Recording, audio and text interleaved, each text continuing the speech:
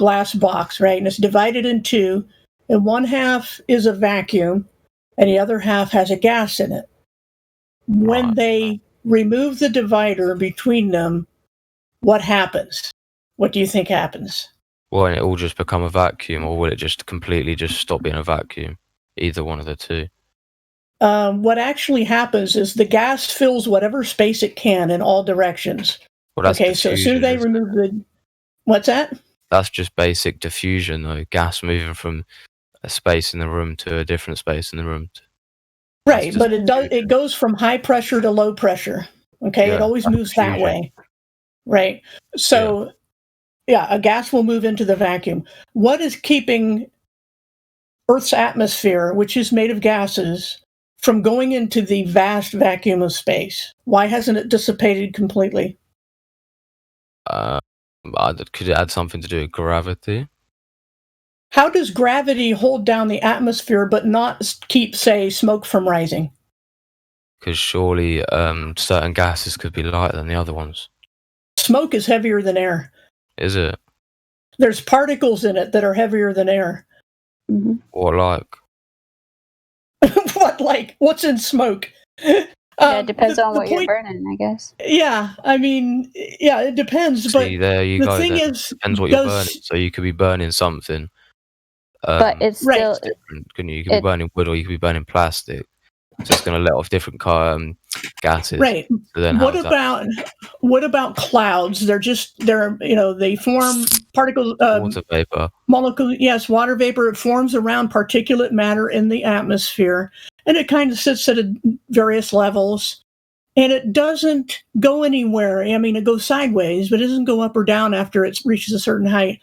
Why doesn't it just? Why does gravity not pull those down? But it does pull down the entire atmosphere, which has a lot more mass than the clouds. Why? Okay, fair enough. So let's turn it into a sense. Okay, so you're saying that gravity doesn't pull anything in, yeah? Right. What is gravity? So explain to me why you think nothing's leaking out then. No, you're answering the question. I'm asking the question. Yeah, but I need something to answer off, so I need another opinion. Listen, after you're done, we'll answer all your questions. All right then. Okay. So, all right. Read the question. So the question is, you invoke gravity to explain why the atmosphere doesn't dissipate into a very vast vacuum, and yet other things are not being pulled away by gravity, such as helium. It just keeps rising. And it doesn't hold that down, yet it holds down the entire atmosphere. And yet we have winds within it and all sorts of things. Gravity does not explain why the atmosphere sticks to the Earth, especially if the Earth is spinning and corkscrewing through space behind the sun. The atmosphere should be long gone, but it isn't. Gravity can't explain that. So what explains the atmosphere then? That's what I don't get. We'll answer your questions later. I'm asking you how you explain why the gas of the atmosphere hasn't dissipated into space. Well, let's get the next question then, so you can answer my question. Okay, so you're giving up on that one. Yeah, all right, the next. Say, I don't know. Oh, I'm sorry. Go ahead. Sorry. My bad. I was good. Okay, so we're putting that one on the back burner, right? The atmosphere next to a vacuum. I think the second one is, let's see, curvature. We were kind of on that with the guy before. Where do you see curvature on the Earth? Where do you see curvature on the Earth? Yeah. How do you know it's a ball that you're standing on? Well, if you were going to say when we were younger, we've been taught to believe it's a ball, haven't we? So I guess in this case, we just grew up to see it, and like stuff like on the TV and that, when people go into space and stuff like that. But you can't. I understand where you come from when some people say you can't feel it on the Earth. Yeah. Right. I'm saying, how do you know you're standing on a ball without relying on the TV set or something like that? How do you know you're standing on a ball? Well, I can't. That's a judgment I'm making, isn't it? It's like a judgment you're making that the Earth is flat. Right. The problem is what we see is flat. we don't see curvature. Things don't go behind a curve because we can bring them back with a telescope, given the limitations of optics. So we were already over that before, but what proof is there to you that you're standing on a ball? Why do you believe that? Well, from evidence outside of the world. So somebody else told you? Well, somebody else has shown us, photos. Outside of the Shown us Earth, you said? photos? Outside of the world, so in a spacecraft or something like that. Oh. Okay, so you're relying on someone telling you they went to space and took a picture, and the picture has, all the pictures have evidence of stitching together and CGI and processing, but there is no one shot of the Earth without a stitched together photo. Have you looked through every single one then yourself? A lot of people have also looked. Yeah, I've looked at quite a few. A lot of other people have looked.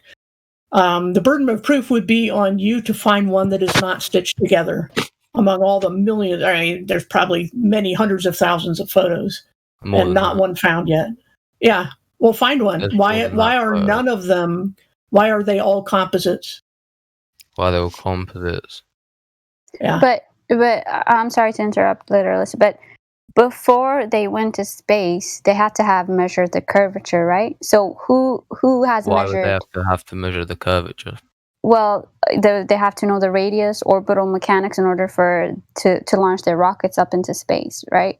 So before all that, somebody had to have measured the curvature. So who measured the curvature?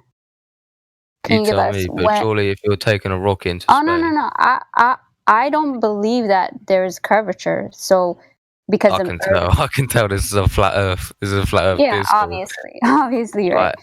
So I believe, well, not believe, I know the Earth measures flat. So I'm asking you, since you're the one claiming that the Earth is has a curve, when and where in history was it ever measured? I'm not claiming anything. I'm asking how there's evidence for either side. Okay. So this is part of the three questions. If you don't know, just say I don't know, and then we can just move on. It'll just make it easier. Okay, I'll move on then and answer that question. Then we can answer some of the questions I've got. So then we might be able to backtrack onto the questions you've asked me. Okay, so then you don't know when or where or the Earth was measured to be curved. No, but I don't think anyone so you could say that. How do you know it's not been measured? Like stuff like that. Okay, cool. Maybe from back in ancient times, some like old bloke sitting in his house could have measured something really in a stupid ass way, and then could have said this. But then it's changed over time. No, but do you know? Yeah, I do. But I'm asking you if you know. But we've skipped the question now because we've done the 3 points. So can you send me some evidence? We have one more. We have one more. Yeah, this is. That's a long question. Well, because you're not being right, go on. Not honest, but you're being more of like you want to hold on to the globe, and you don't want to say you don't know. I just want evidence and different opinions about it.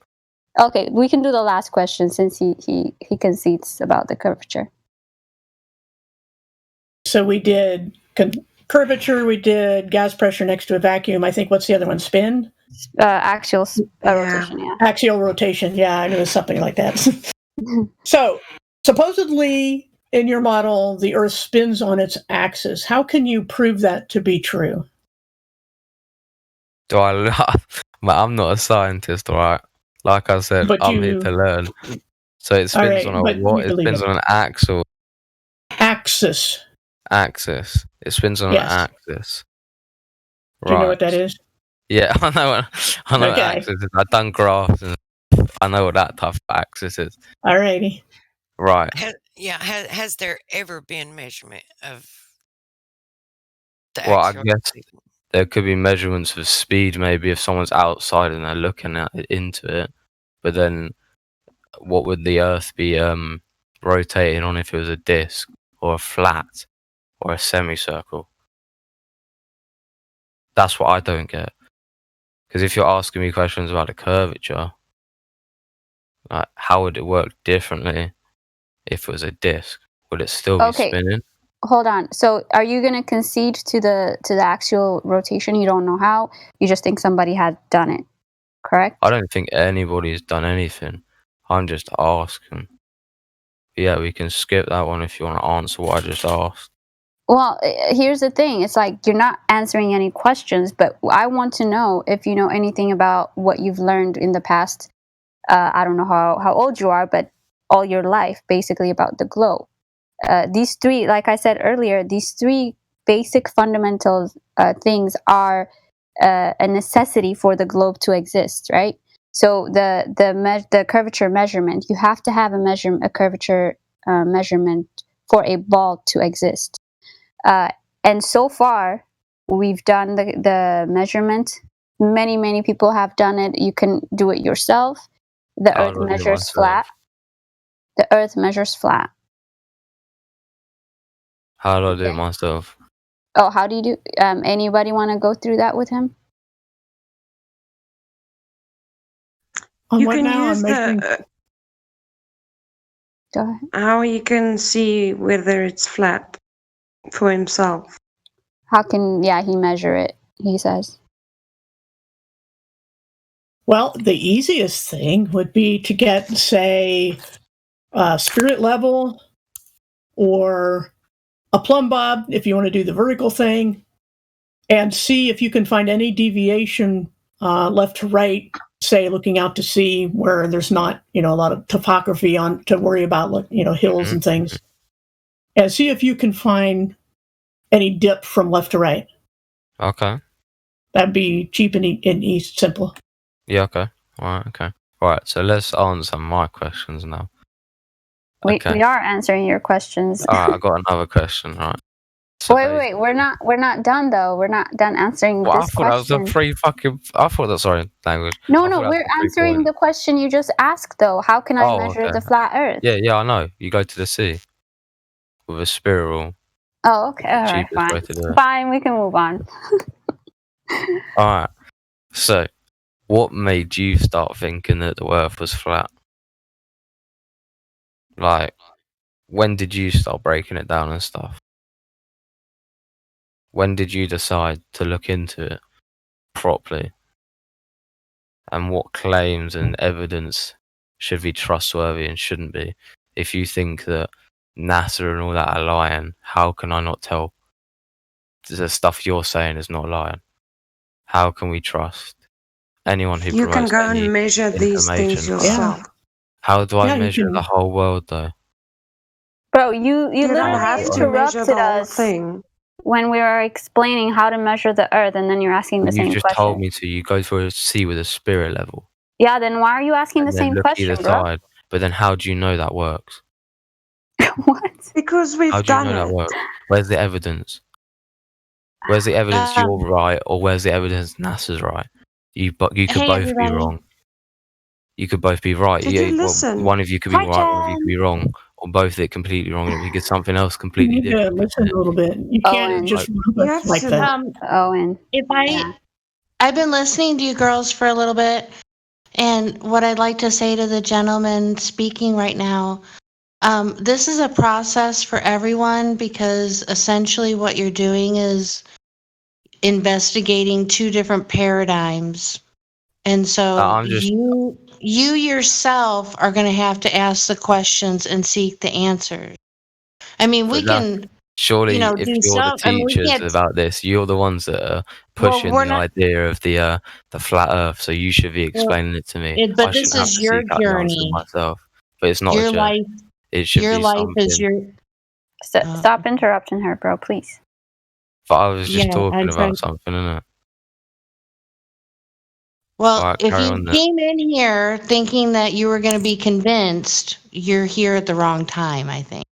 But isn't that your job to show me some evidence to convince me? Job. No, it's not our job. I mean, No. I'm not getting paid. So then, why is your evidence any more trustworthy than NASA's? That's what I was trying to say. So You can measure it for yourself. I've It just, can be We're asking you to trust verified. us. man, how am I meant to? You've already said about going to a beach, but how does Yeah, that do the whole thing? How does that do the whole thing? How big? Do you want me to get a fat, You like, don't a have. fat spirit level that reaches across the world? No. Or Okay, what? here. Let me just explain to you. For a ball to exist, do you agree that there needs to be curvature? Yeah, completely. Okay. What you see eating your cereal out of, you're eating your cereal out of a bowl that's curved, aren't you? Okay. So we're good on that part. So with this, for NASA, the reason why we say they're lying, right, is they give us a specific calculation and numbers to the ball that we're living in, supposedly, right? And these calculations, that's why I asked you earlier how and where and who did it, how did they measure it, because they have a very, very specific calculation to this. So what we did was we go out there, we take these numbers and we compare it to reality. Does it match or does it not match? So far, hold on, I'm not done yet. So far, with every measurement that everybody has done, the calculation that they give us has not been found. Meaning the curvature that they've said exists does not exist in the real world. It exists beautifully on paper, however, it doesn't exist in the real world. Therefore, NASA lies. Sorry. Okay, to piggyback on what Lulu said, essentially what is happening all over the earth is that we see too far. Yes. we see too far. We should be looking down a ball, and it's not happening like that. We 'Cause there's see no too curve. far. Yeah, we see too far. So how do you Well, say we change that then to stop us seeing through too far? Like, that makes no Can't sense. you have to change do it. the Seeing too far. It's got nothing to do with seeing too far.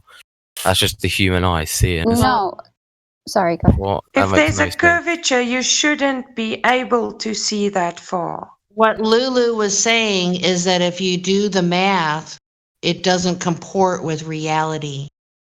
Right, okay. Also, right, so if say NASA and all that are quite big companies, yeah, why hasn't someone made a company to do with saying about the flat Earth? So they sent rockets into space to see if the Earth is flat. Because this is going on for a long, long time now, hasn't it? Flat Earthers. Ever since It's been like 7 moon years at landing. most. No. Flat Earth has gone much longer than that. Well, yes, in ancient times, yes, but I'm talking about now the group or like the organization of Flat Earth, I guess. The It's most only been recent. 7 years. Individuals have thought much longer than that though, because Oh there's yeah, been like groups in 100 the years 80s. ago. No, the 80s. There have been people Yeah. or whatever. Oh. Everyone's had speculations, haven't they? So then, where's that one person that's going to set up a company to prove the majority of the world wrong? Like Why I do you said, need to set up a company? Because yeah, it's so weird. are you going to go to space on your own then, Sophia? You can't go to space. We don't though. have to. Do you have the money? You can't go to space though. Hold up. We went through this already. The first question that you were asked was about getting to space. The space as a vacuum cannot exist. Therefore, you cannot go there, right? Even if we had the millions and millions of dollars to build a rocket and go up there, you still can't get there. Do you understand that? So where's the rockets gone as soon as they've gone out the atmosphere then? Are you saying we've just seen a false thing? You're still assuming that that's they're not. I going didn't say outside. that. Right, so where does it go then?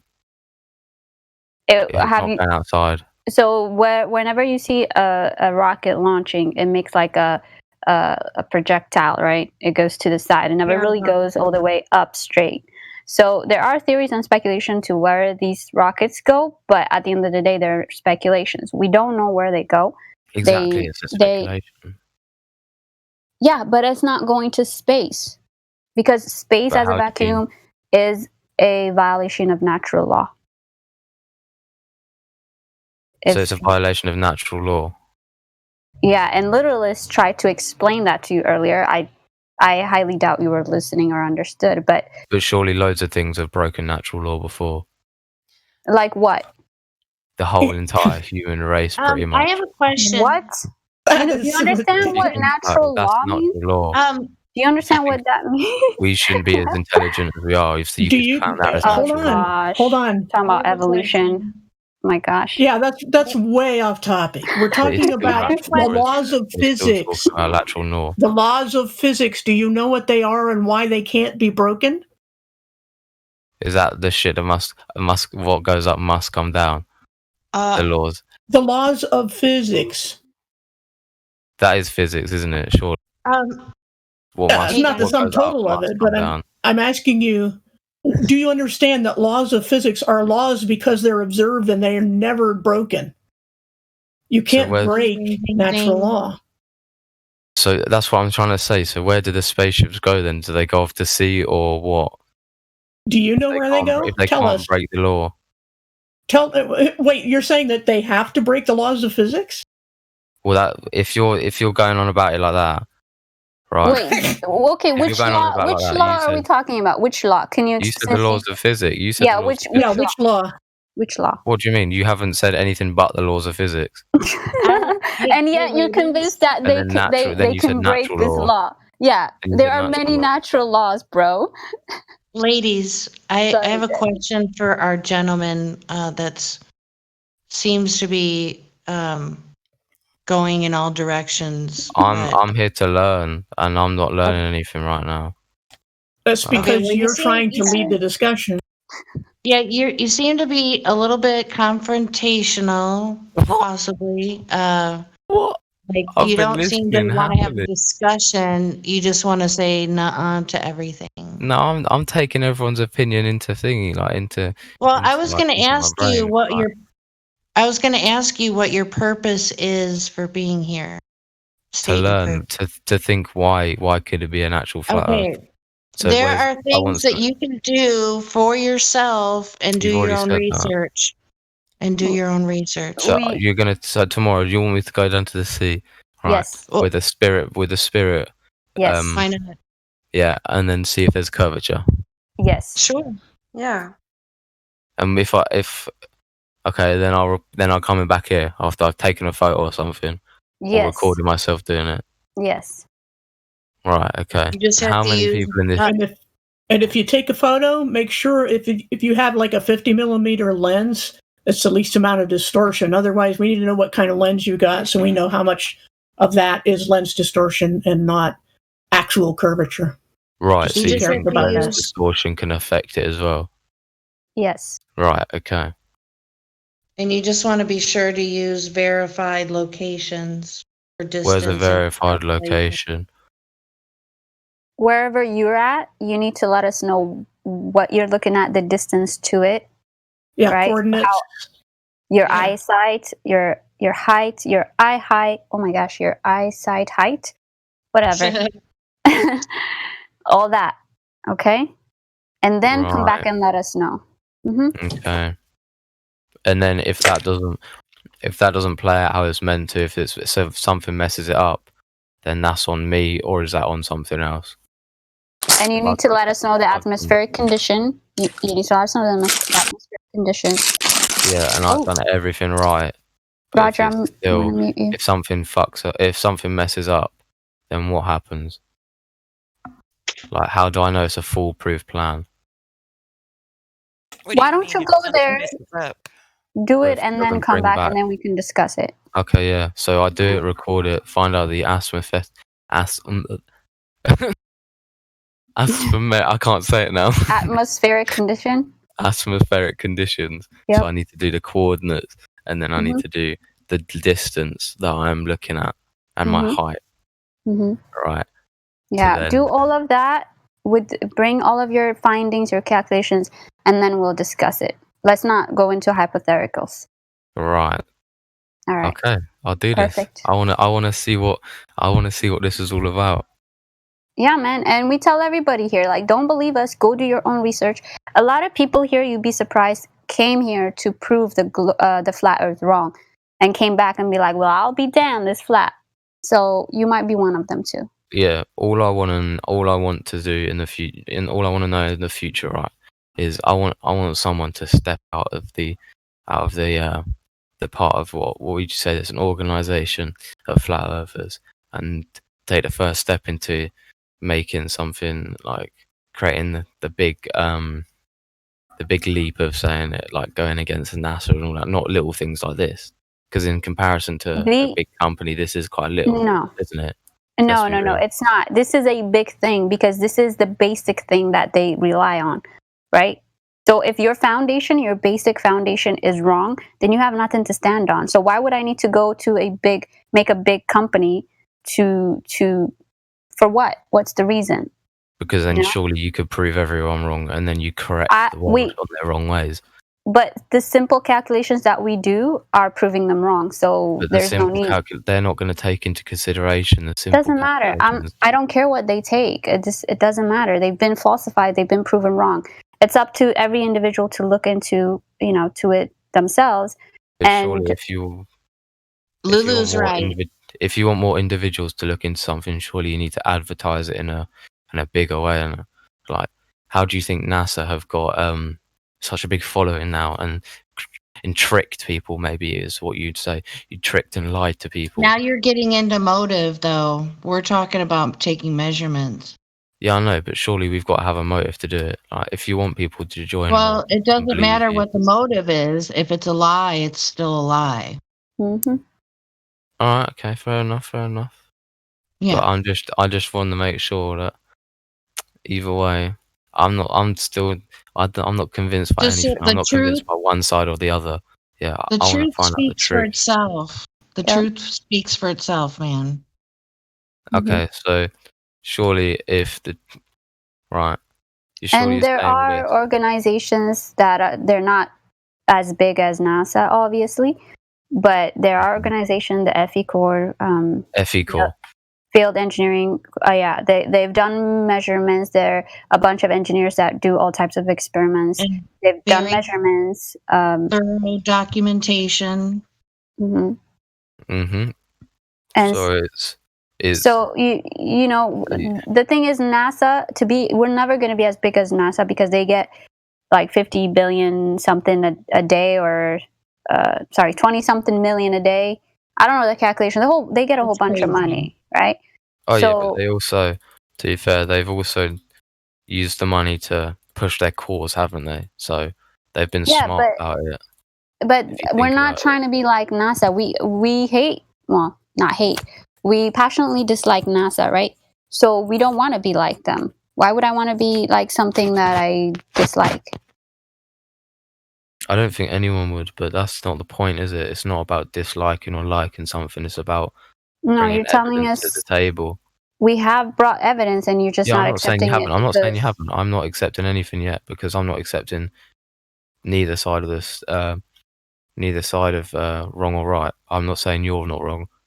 I'm not saying they're wrong. What's I'm missing the point. I don't get it. What's the point? Well, I'm stuck in the middle. I don't know who to believe. Do I? So, I posted something in live stream. Here's the thing, Owen. We are not here to convince anybody. We just present information and the truth. And if whoever is listening, it's up to them whether they want to look at this information, go out there, test it, and come back with their own conclusion. So I personally don't care if anybody becomes flat earther or not. That's because I'm already convinced. I don't care. But it's just about presenting the information. Sorry, Jenny, what did you post? I posted a screenshot this time. If someone could, so what evidence would it take to convince you that Earth is round? There is none. We were all round earthers before, right? So, yeah, but that's fine. That's like you change over time with what the information you see or what you seek out. If you seek out something, you're going to find answers, aren't you? That doesn't matter if it's wrong or right. That's interesting you say that because it's really interesting you brought that up. Yeah. Once you find out the truth, you don't go back to the lie again. Mm-hmm. Yeah, but I'm not saying it's a lie or not. I'm not saying you guys are lying. I'm not saying they're lying because I don't know. Because we've got to still seek this information out, haven't we? Because we have an echo. Somebody's mic is open. Back to what you were asking a lot of questions about NASA. How could so many people work for an organization and all be a lie? Oh no, type of I completely agree that a lot of big organizations lie. I Well- don't trust a lot of big organizations. But you want us to become a big organization. I don't get No, it. I want you to become an organization people can fall back on to trust. I didn't say well, a we lot point all organizations are lying, We're thieving not- scumbags. we're I not just here said to convince a lot anybody, of- just for the record. I know you've said that loads of times, I know. but then how well, do you expect people to believe it? no, Like, we're not you say it's their expecting you own to personal believe it. choice. You say it's their own personal choice, which is fair enough because people can believe if they want to. Well, there's a difference then, like- between believing something and going out and verifying something for yourself. Yeah, verifying something. But then how do you? It's just I don't get it. Right? It's all you. It's difficult because either side of the story, you're gonna have people that disagree with each other, aren't you? For a myriad of reasons, yes, of course. Mainly Exactly. ego.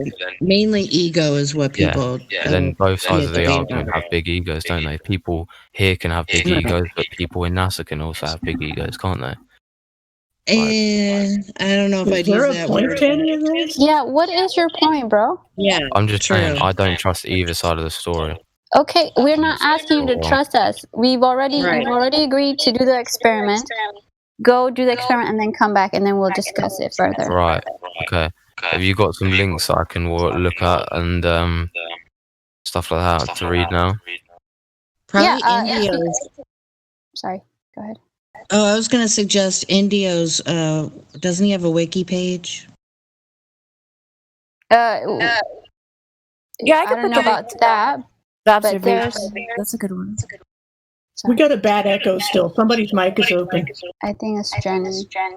Oh, sorry, guys. Okay, did you hear me? I said I recommended Indio's wiki page. India's wiki. Yeah, CJ posted it in the chat. Okay, cool.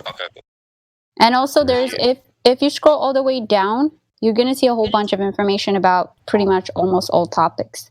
It's under additional information. Mhm. Right. Yeah, so take your time. So basically, this is just it's an opinion, isn't it, at the moment? Right. No. So well, for me, it's an opinion, isn't it? Because I've still got to look into it, isn't it? Yeah, I don't know what it is for you, but it's not an opinion. How is it different for everyone else? It's objective reality. Objective reality. Everybody's going to see it differently. No. So everybody experiences a flat, motionless Earth. That is an objective reality for everybody. I don't care who. Mhm. But when they do put a causation to whatever we see, now that could be an opinion. However, with the flat Earth, again, we've measured it, and that confirms what we see in reality. Oh, okay. Because earlier you said it's everyone's own journey to figure out this thing. So surely you could, I could say it's just complete rubbish, and that couldn't I? And that'd be my journey over. Well, yeah, that's up to you. I mean, again, when I say objective to reality to everybody is when we go outside, what everybody on Earth experiences is the same thing. So with NASA, what they say is the reason you experience the flat and motionless Earth is because this and this and this and this, and everybody believes it, and they go on with their daily lives. Yeah. With a flat Earth, you experience it because it is actually what it is. So it's up to you, whichever road you want to take. Right. Okay. So it's like a fork in the path, and you've got to decide which road you go down. Yeah, I guess pretty much based on the information you gather. Right.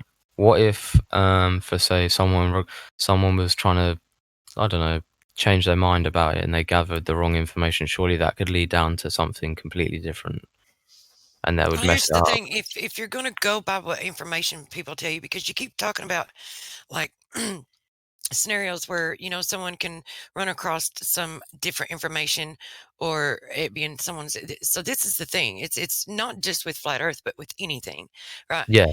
You just start questioning everything and learn to get some kind of verification for all things, not just this, but everything, and that's pretty much the crux of it. So instead of listening to NASA tell you that it's a sphere, or an oblate spheroid or whatever they want to call it, and then listen to someone else try to say, that it's something different. You go find out for yourself what it is. Yeah, yeah. So you Yeah, just take everything they say with a pinch of salt. or Like, just be start careful what you. Yeah, requiring yeah, some yeah, kind of verification before you believe something, yeah. and that way you don't have to believe it, and you know it, and that's just all there is to it. Like that's what I'm not being. I'm not trying to be stubborn here. I'm just trying to be. I'm just trying to be selective with what I take in. But that's the same with how I act with things like outside of this. Like I'm not saying your point's completely invalid or anything. I'm just here to learn about different things. Or if you're going to be selective, apply that to all areas. Yeah, that's what I'm saying. Not very You don't. selective when it comes to accepting that it's a No, ball. you just want to make sure you're getting the proper way to do it. Like, you know what I mean? Like you don't want to be looking into a bunch of fake news and stuff. I want to be doing it properly. If you're gonna put like, if I'm coming here to learn about stuff, aren't I? I want to have good sources and stuff like that. I kind of learn off. You know what I mean? Yeah, you can be your own source. Go look and go find out. Mhm. Okay, I'll do that then, and I'll come back with my research. Cool. This will be interesting. I think. I think it's all very interesting. I don't think what we're doing's a bad thing, but I don't think it's like. I don't think it's bad or good or anything. Like it's just neutral, isn't it? I think if it's actually if it's proven to be true one day, then yeah, it'll be very interesting. I think so. But yeah, I think it's been a good discussion. I've learned a few things, and now I'm gonna go do my own research. Sounds good, man. Great. It's 24/7, so whenever you have your results, just bring it back. Yeah. Okay. All right. Sick. All right. All right. Have Just know that when you come back and it's the boys, they tend to be a little bit more passionate than we are. It's just a slight warning. I like that, passionate. Mm. Excuse me. Hi, yes. May I ask you some questions, please? Sure. Hi, Alexis. Yes, Alexis. Go ahead. I'm wondering like when and how you started believing that the earth is flat. Kind of the default position. The real question is when people decided it must be a spinning ball. I mean, it's counterintuitive to think that people are all stuck to the outside of a ball, isn't it? So is gravity like not a thing? Or Did we just change topics already? no, because you're saying no, I'm sorry. I worded it wrong. I'm very sorry. But I'm talking about if people I can't talk, but I'm just wondering if people are standing on a disc, then why was not a disc, I'm sorry, a flat surface. Why did they like think or invent gravity? Well, I mean, they To invent gravity to make people stick to a ball. I think first they had to they assume have the ball. they Yeah, have to sorry, go explain ahead. how people can stick to a spinning thing and not fly off. So you're basically saying that gravity isn't really a thing since that we're on a flat surface. It's something that was required, like gravity is something that was required for the Earth to ever have taken shape and exist because of their story that it came from a big bang, from an explosion. They have to have it. That has to be part of their story. It's never been verified. It's never been identified. Never been proven. If I may jump in real quick, girls, I kept thinking as you were in the last few minutes you were talking. You sort of have to come to the realization that it's just not a ball, and there's a lot of unanswered questions. But what we're doing is questioning the answers are not supposed to be questioned, if that makes any sense. But not all flat earthers agree on what it is we're standing on, but everybody agrees that it's just not a ball. Mm-hmm. Ladies. So Wait, I heard somebody. It's Kai. I changed my name. Sorry. Hey. Hey. I'm just popping in. Hi, Kai.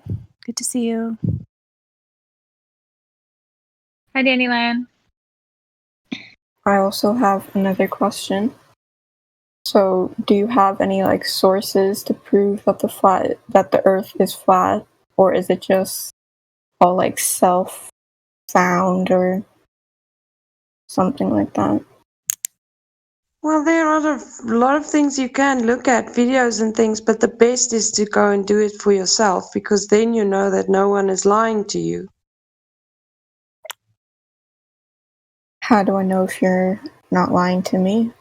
If You are you can in go the and chat? test it for yourself. Sorry, Matt. No, it's fine. You can go on. Are you in the chat, Alexis? I'm gonna tag you. The chat, yeah, in there.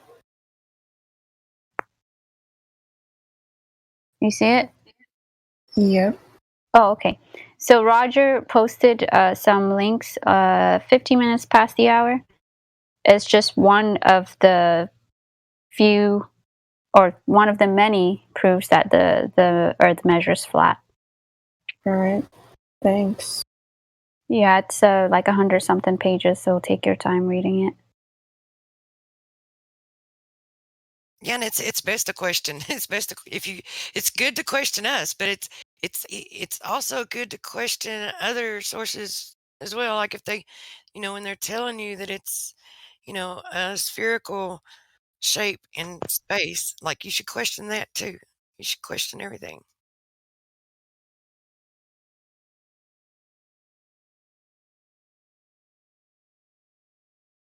And I can't say that enough. I feel like I repeat it, but I believe it needs to be.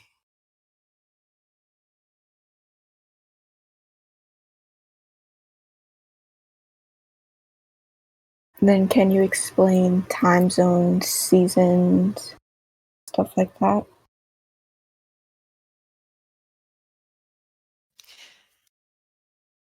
Yeah, but how do you explain them in your model? I mean, how do you understand it to work? Personally, I think that the Earth is round, so that the Earth moves around the sun, which causes different time zones for different parts of the Earth. Because if the Earth was flat, then wouldn't everyone have the same exact time zones? No, the sun moves about overhead, so that's not even an issue. But another question is, if the seasons are caused by the Earth being on different sides of the sun, then when it's nighttime in the spring, you're looking at one part of the sky, and if it's nighttime in the winter, you're looking at the fall, you're looking at the opposite direction. So you should see completely different stars, but we don't do that. Wait, so You know think what I'm that saying? the sun moves around the Earth? Yeah, that's generally what flat earthers believe. But my question for you is, how is it possible, if seasons are explained by the Earth being on opposite, different sides of the sun, going all around the sun, that we always see the same stars at night? We always see Polaris. We always see, like, even in the summer, I can see from my latitude, I can see the constellations of the Big Dipper, Little Dipper, Orion. It's just a different height in the winter than it is in the summer. How is it possible that we can see Orion at all times during the year if we're looking at opposite directions of the sky from one half of the year to the other? How is that possible? I wouldn't know. I'd probably have to search that up and make sure that the source is correct or not. Well, I'm just asking you to think about what you told me you believe about it, that the seasons are caused by the Earth moving around the sun, okay, and it's spinning as it goes around, right? I mean, So yeah, it's kind of common sense. Right. And so at night you see the stars, right? So at night, if you're in the spring, say, and you see certain constellations, then in the fall, 6 months later, you're on the other side of the sun. So night is always away from the sun. So if I'm looking one way in the spring at night, I'm looking the complete 180 degrees out during the fall. Therefore, I should see completely different stars, but I don't. All right. So, something to think about. And part of common sense, really? I mean, I don't know if it kind of is or not, because I sorry mean, for interrupting.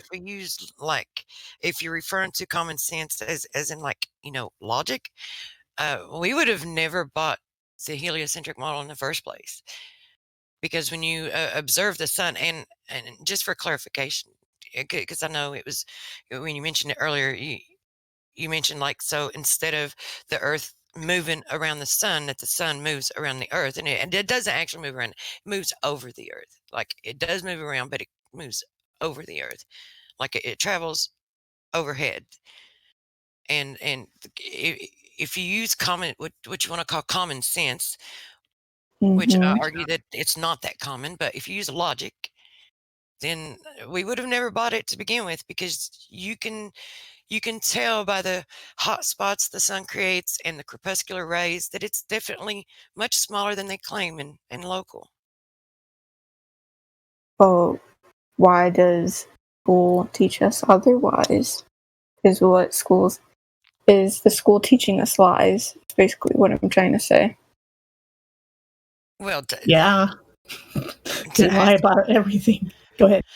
To ask why, I mean, there's all kinds of speculative reasons that we could give, but it's not like the question is, are they? And they're not purposefully standing up there at the podium in your classroom knowing within in their minds that they're lying, because they believe the same thing that they're teaching, because they were taught that, and they're told, they're given what they're supposed to, what they teach you, they're giving it to them to give to you. I also have another question. In what year or when did people start believing that the Earth was flat, or is it just starting? Are you reading this from somewhere? Just curious. Yeah, because that's the second time. This is just the way I talk. Question. Just the way I talk. Okay. Maybe when you read them off, that you can just maybe put. I don't read stuff off. It's just the way I talk. Well, it wasn't about your tone. It was about a repeated question. Yeah, sometimes I have bad memory. Well, Can't remember stuff easily. So here's the thing. It's not about when people started believing, everyone knew the Earth was flat. Everyone referred to the Earth as being flat and stationary, because that's how it presented itself, and everybody accepted what their senses told them, and they accepted reality for how it presented itself until, what was it like?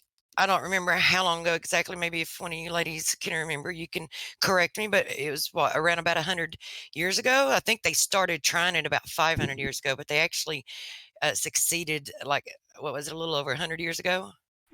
Correct. Yeah. We first see it with isn't it with the movie? In America? It's the first time they show it as the entrance, the Universal Pictures movie. That's where you first see it on the screen.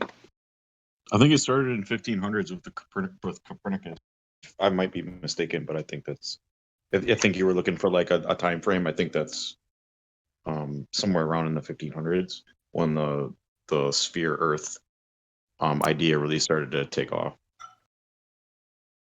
Yeah, like the initial conception of it, but I don't think it really got accepted though until after that, though, right? Yeah, because Galileo was put in jail for saying that we were not the center of the universe, or they locked him in his house. They because everybody back then, they were living outside. They were studying the stars. They were working in fields. They knew the sky so much better than we do. So it's very obvious when you pay attention to the sky that the bodies in the lights in the sky are moving around us. So for this dude to look through a telescope and be like, we're spinning around the sun, they're like, this guy's nuts. Let's lock him in his house. Because it was so crazy back then to even suggest that we were spinning around the sun. And there were other court cases, concern it. There were a lot of newspaper articles, because you know how they'll put, if they put it out right now, they would put it out like, a newspaper article or some kind of article online or a topic when they talk about, flat earthers as if it's a laughable thing and like we're idiots for knowing that the earth is flat. Well, back then it was the other way around. Everyone knew and understood that the earth was level and stationary, and they'd put articles in the paper, about how someone was just having an insane thought that the earth was round or spherical. Do you know if it was it wasn't the Catholic Pope that locked him in up for saying that, was it? Or was it like a king then? I can't remember if it was like I know the kings, a lot of them back then they did, listen to what their priests or whatever said. And I know I want to say that I think it was the Roman Catholic Church at that time that actually locked him up for saying that, but I'm not 100% positive on that. Does anybody else know? Yeah, I think they were involved. Wait, what? I think they were involved, the Roman Catholic Church. Mm.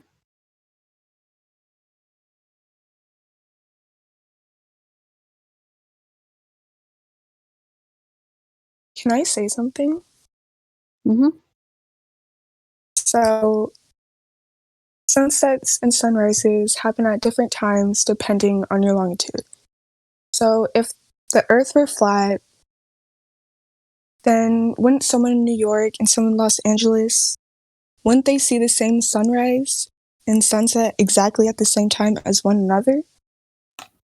Why would Why they? would And they? it's not if it is Mm. flat, but I mean, why would they? You said longitude or latitude? Sorry, I missed that part. Longitude. Okay, New York and Los Angeles are not on the same longitude on the Or sun. whatever. I don't know. I'm just trying to say, wouldn't they both be able to see sunsets and sunrises at the same time if the Earth were flat? Again, why would they? What? Olivia literally, all right, I'm sorry if it sounds like I have an attitude to the way I talk, but Olivia just said that would they see sunsets at the same exact time if the Earth was flat? Yeah, She just said that. Are No, you assuming? Go ahead. Sorry. I was gonna post a meme, or not a meme, a GIF. It's not a representation of like the true flat Earth. It's just to explain how daylight and nighttime could work on a flat Earth. So if you're in the chat, just go ahead and look. The way that the map is laid out, New York and Los Angeles are in different latitudes, I believe. So when the sun is moving away from New York westward, then it would people in Los Angeles would be able to see it, and then as it makes its roundabout again, they'll see it back in New York. If that makes sense. Because the sun is small and local. It's not super big, like they say. Correct. So, what about lunar eclipse? Wait, did you understand about the day and night?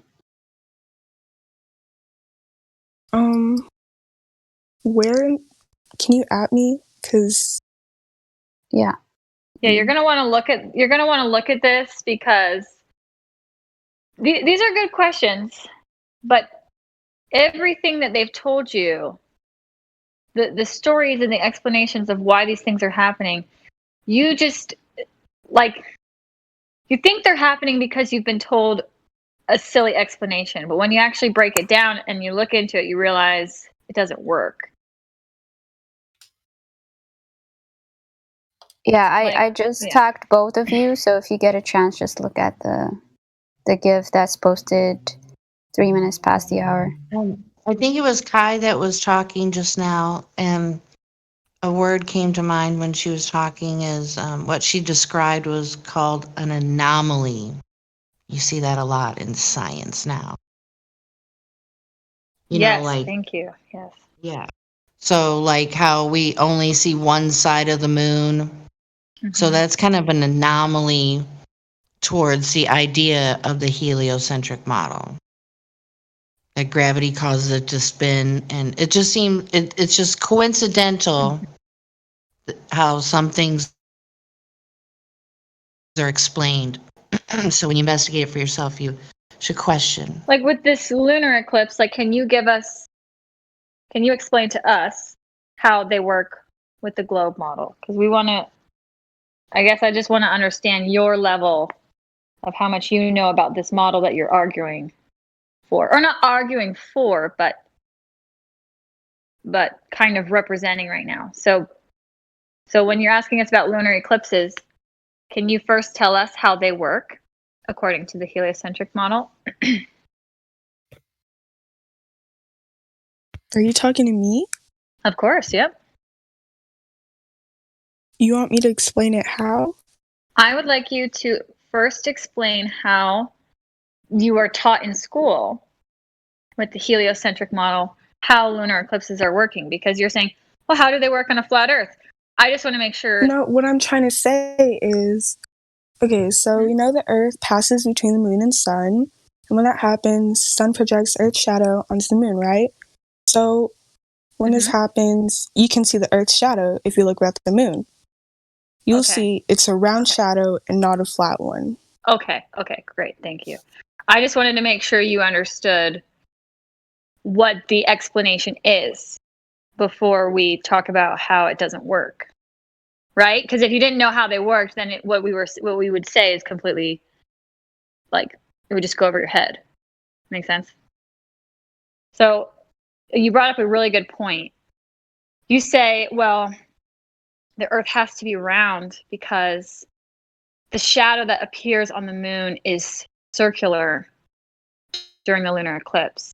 But actually, when tested with a flat object, and we're not saying that this is causing the shadow on the moon. We don't know what is causing this effect on the moon.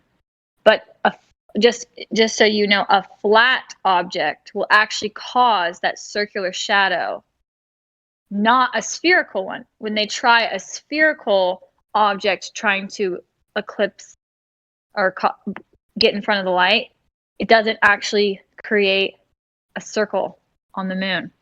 Let's see if people posted. Does anybody have the GIF of the sphere that they use?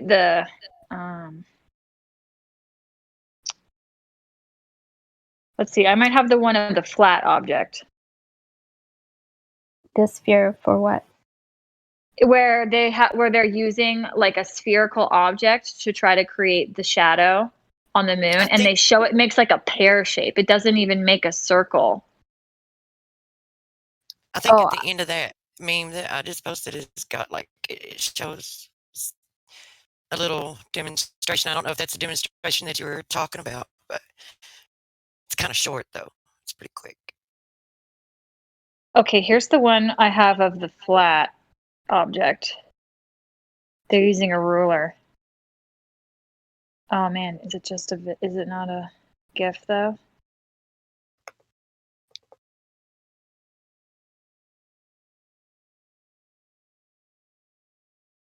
Sorry, this is gonna just suck unless I have the memes. It's okay.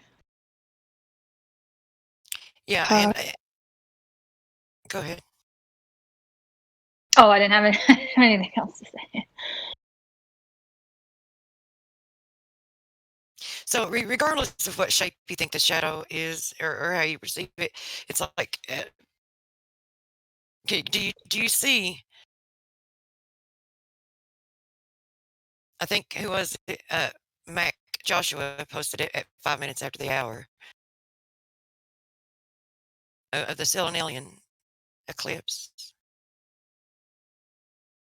That if it were happening the way they claim it is, then the shadow would be coming up from the bottom. You would have the moon lit on top, but that's not what we see. We see the moon lit from the bottom. So does that make sense to you? Does that fit their narrative? Does that fit the story? It doesn't, does it?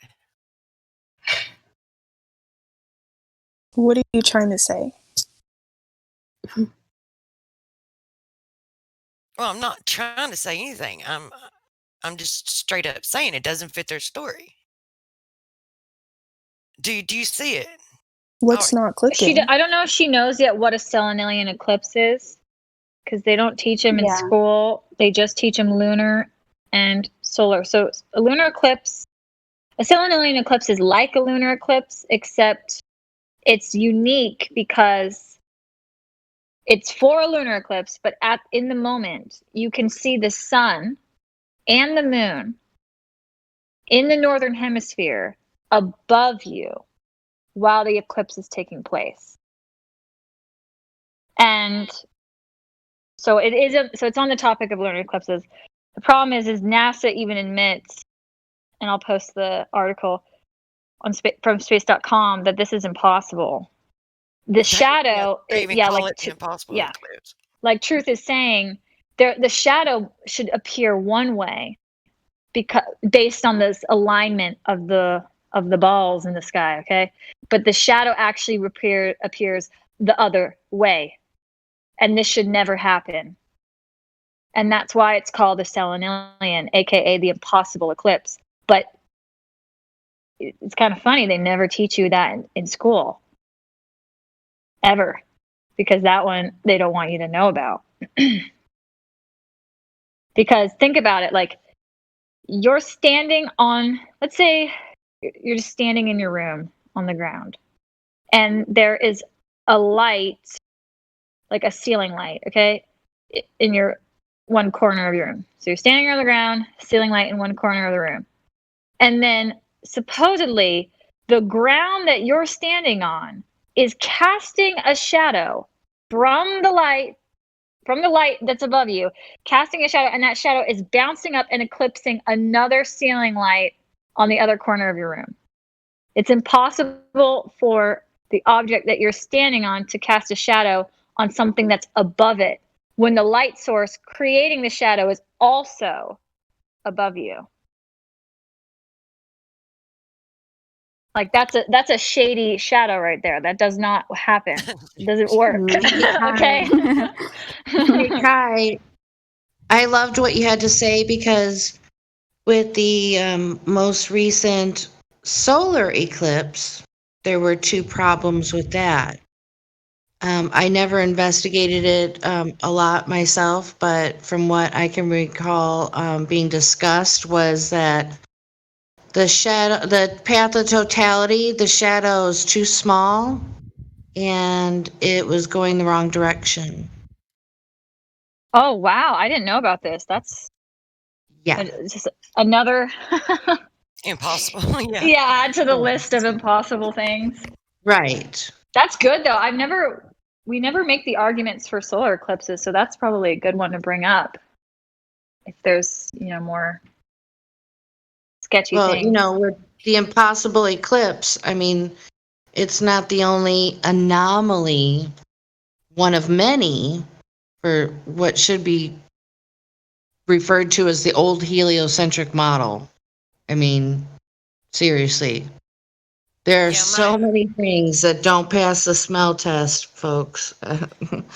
And my icon, if you look at my profile pic, which I'll go ahead and post it's another impossible thing. It's like, well, I'm not going to say impossible because they don't give.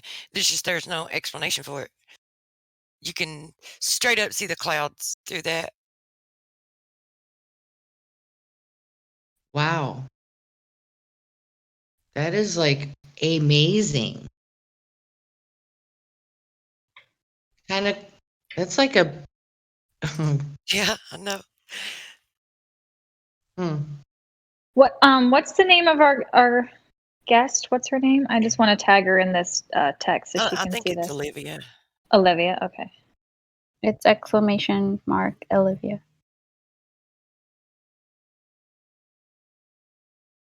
Okay, Olivia, I just tagged you. This is from space.com. I'll send you the full article.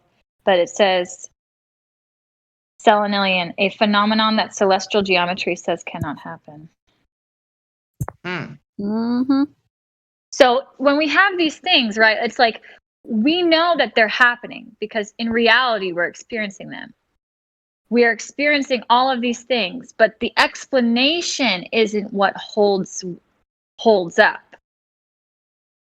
You know, like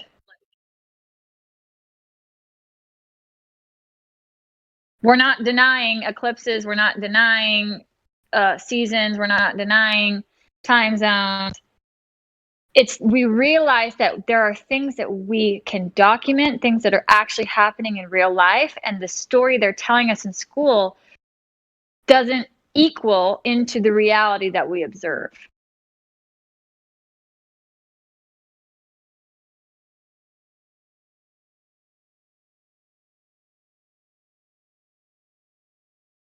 Is that helping you any, Olivia?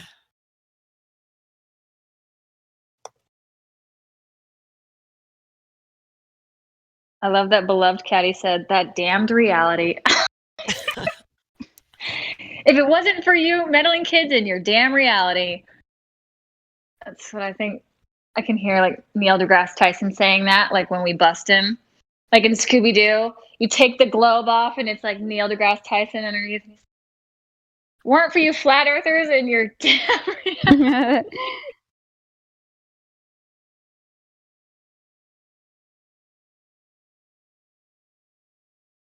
Yes, Crypto, you can be Scrappy Doo.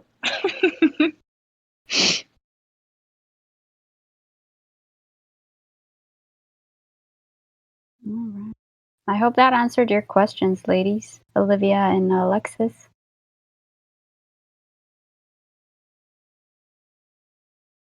I have a question. When people have videos showing that the Earth is round, do you think that they're real, or do you think that they are just edited?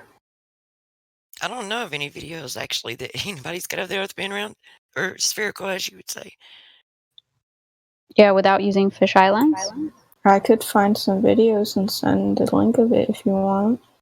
Sure.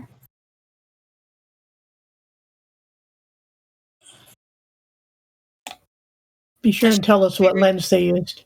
Yeah, she must be referring to the ISS or NASA CGI, the CGI that they use, or augmented reality. So here's the thing about that, right? So if they give you videos and they're telling you that something is a certain way, and it's something that you don't experience and you don't observe it, and it goes against how your own reality, then I mean you need to test it. Like, how would you verify anything from a video anyway if it's being claimed to be taken from somewhere that is a medium that we can't access or that can't exist? I mean, you would need to be able to test those things, verify them anyway, because in a video that anyone can put anything in a video, right? Do you want like one video, or do you want me to do multiple to like prove? I've seen pictures of Kim Kardashian's ass looking really round, but then I also see videos of the paparazzi actually taking pictures of her ass, and it looks nothing like the one she posts. Did you watch? Sorry, Kai, I thought you finished. I was going to ask you if you watched that movie, Armageddon. Did you see that? With the what's his name? The old Armageddon movie? Yeah, Armageddon with Bruce Willis and where they land on Oh, this yeah. Yeah. how real did that look? That actually looks more real to me than anything that NASA gives us. Oh, yeah, of course. They have to, I Hey, think they do it guys, on purpose. or ladies, don't forget, NASA is Disney for adults. So, Hmm. Should I send the link in the voice text, or where do I send them? Yeah, Uh, let's see this video. you're gonna need. Oh, yeah, I Can't think you wait. can post links. Never mind. Yes. Yeah, I Make it guess good. video. When I said video, I was saying the wrong thing because I mean they have the videos they present, but they're not like real videos. I mean they've been doctored in some way. So, but it's like photos. There are no actual photos. But I don't really call them actual videos. Anyway, it's like I Mhm. also have another question. Do you personally think that National Geographic is a reliable source? For what? A source for what? Mhm. For Source seeing if the for, Earth is round. I don't know. Did you check their sources and see where they got their images? Because I'm pretty sure National Geo doesn't go out in space. I'll Yeah, check that's it a out. major appeal to authority. Yeah. They also teach evolution, which is patently false. So why would I trust National Geo? And in my opinion, anyone that presents anything that's claiming, you know, that the Earth is a sphere, to me is unreliable because I've not been able to experience that for myself. I've not been able to, like, it's never. Many people have tried to measure and find curvature, and they can't. It's always measuring level and stationary, no movement, no curve. Like if someone did present something, it would need to be, because it conflicts with what I experience and what I observe.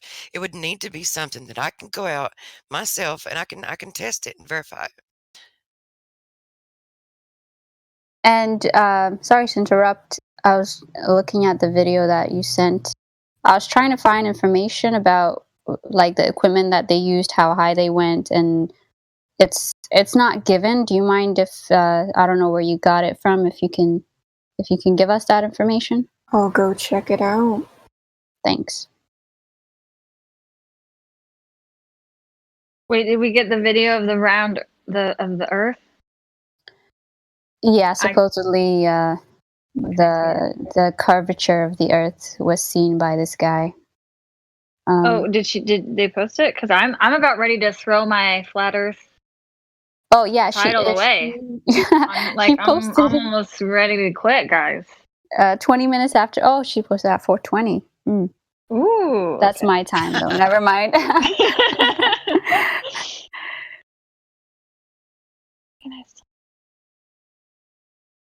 So it's very interesting that in the beginning I was trying to see when he took off at ground level what I can see, but the sun and then his very dirty window couldn't see stuff. Yeah, I'm not seeing any, like, I'm not seeing it even in this. Well, it supposedly shows our in around, let's see how many seconds, at 2 minutes. Supposedly it's the curvature of the Earth.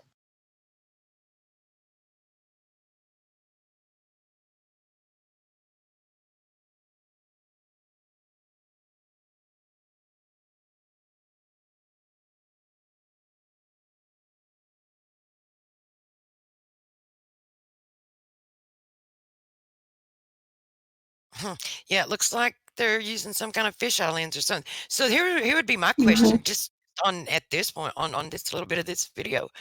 If at that one moment, if Why is not? Because it's showing the horizon many times through this, and it looks pretty level and flat to me. Because right after that, even right after that, if you go to like 2 minutes and what is it, 2 minutes and 44 seconds? Yeah, I saw that. Looks Yep. pretty flat and level, doesn't it? Yep. And then continues to. Yes. So is it like morphing? Look, I just posted a screenshot. That is flat. And if you can't really tell, just flip it upside down. That's a flat line right there. Sorry for interrupting, but there is like sort of curve there if you just look closer.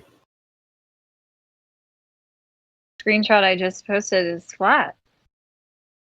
Yeah, so what we're trying to tell you is that these cameras that's why I asked you for the equipment that they used, is to see, there's usually lens distortion with it, and they use fisheye cameras to like when they record it, it's what it shows is the camera distortion. It's not the actual curvature of the Earth. Wouldn't the fish eye lens be like more obvious to see that they have a fish eye lens like recording? Not And they always. do. When they did the jump, the Red Bull jump, it is so obvious that they're using a fisheye lens. Why do they need to use a fisheye lens? Why? And there's different degrees of but I mean, wouldn't, if it was the Earth were spherical, wouldn't it be more obvious? Because it looks like it's pretty level and stationary to me. Oh, I'm sorry. It actually says, my bad. It says flying to 70,000 feet. I didn't see that in the description. James May gets to see the curvature of the Earth as he reaches the edge of space. So at 70,000 feet is where he's at, supposedly. Oh, And don't we have? Oh, sorry. Go ahead, Lulu. Sorry. yeah, I was gonna say even Neil deGrasse Tyson claims that you can't see it even at 120,000 feet. So he's about halfway to where you can't even see where they claim you should be able to see. Yeah, we have video at 120,000 feet of no curvature. So then, so then what? Then do you trust our video now, or no? Is it still?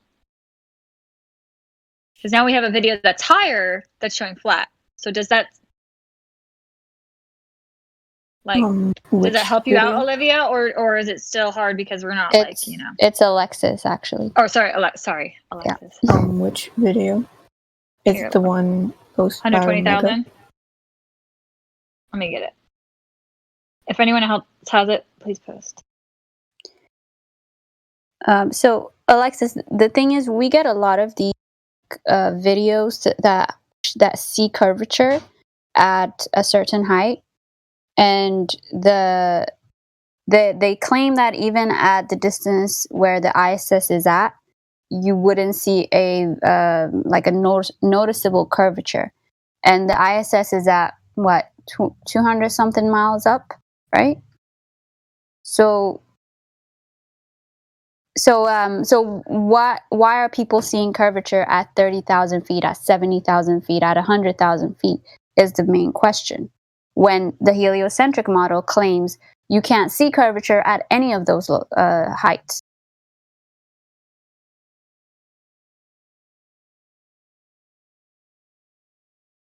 And they posted the 100,000 feet camera thing for you if you're in the chat. Yeah, I'm checking it out right now.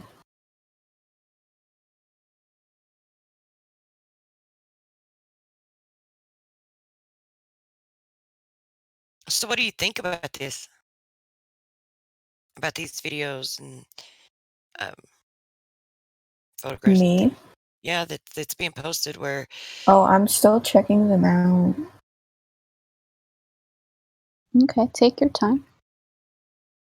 In the meantime, we can move on to other people.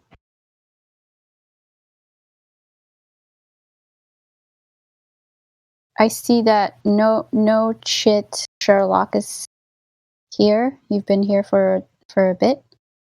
Welcome. If you're able to talk. If you can hear me. Yes, we can. Hi. Okay. Mic problems and Discord issues the last few days. Oh, no problem. I can hear you. How's everybody? Good, thank you. It's very informative. Yeah, have you familiar with it all? But I do have a question though. Sure. Doesn't it all have to do with light? At least if it's anything off the water. So my question is, I know it might sound dumb because I'm not that, very familiar with all of this. I tested something. Where I'm located, I can see an island. When you're in town, you can see an island. Right from the top of the roof, you can see the island from the shore. And it's just under 12 miles. And you can see that with the naked eye. That's a long way to see something, right? Or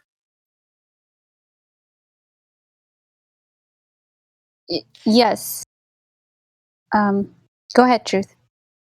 I was just going to ask her, make sure I heard her right, because I was doing something while I was listening to her. But what like you can see something? Are you standing? You got to just think about how high you're standing and how far away the object is that you're looking at. And you can check this for yourself. You can use they actually provide an earth curve calculator. You can Google it, and you can actually put your data into it, and it'll tell you how much of earth curvature there should be, at that distance. So if you make other observations, and you can do it with this observation, you can put your observer height in, and you can put if the distance is known of the object that you're looking at, if there's a known distance, then you can put that in there, and that'll tell you whether or it will not you should see calculate it. like your height, because it does. I'm sure it has to do with height as well. Yes. Being up that high to be able to see it. But you can also see it from the water if you're on the ferry going over there. So I don't think the height is much of a difference, other than seeing the exact same thing that you do from the boat from ground to it would be hard to measure to let you know what the height is. I definitely would have to have something. Are you able to see like buildings on the island, like a house? Yeah. It's like Okay. Like a hotel that has maybe 7, 8 floors. Okay. Because let me post the calculation. And then the ferry that goes over to the island, you can see it on the ferry, like on the flat surface. You can still see the same, if I could see the same exact thing. If you can go to the shoreline of the body of water and still see it, if the island is 12 miles away, it'll probably be over a 70-foot. There would be a 70-foot drop. So I don't know if the hotels are too tall, but if you could see, something like a tree or something that's under 70 feet from standing on the shoreline of the body of water that you're looking across, that right there is proof that there's no curve. If there's anything, if there's anything on the island that you're seeing that is under 70 feet tall, then that is impossible, because according to the Earth Curve calculator, 12 miles away, and if it was 20 miles away, there should be a 266-foot drop. So if you were able to see it from 20 miles away, then those buildings should be hidden, and that it's just right there. you're seeing Okay. too far. I just remember that both being on the ferry, I took a picture of it from the ferry. I'm on the water, on the ground, and then took a picture of it at the top. And it was I could see the exact same thing. So I would have to be higher to see any other trees or buildings. Okay. Yeah, you'll have to take into account then the height that you're at in the ferry, which might be hard, but I know it was just I was yeah. like, well, this looks like I'm still taking it from the the picture from the ferry, being down below. I'm not seeing anything more, at least visually, by the naked eye, I should say. I mean, I guess I could get some binoculars and maybe point out a few things when I compare the photos.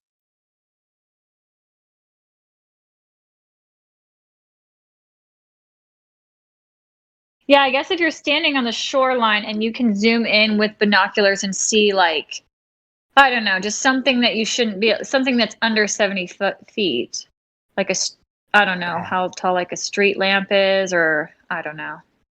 But with binoculars, I'll look something up. Okay, yeah. That's interesting. Okay, so under 70 feet. Yep. And that's not even accounting.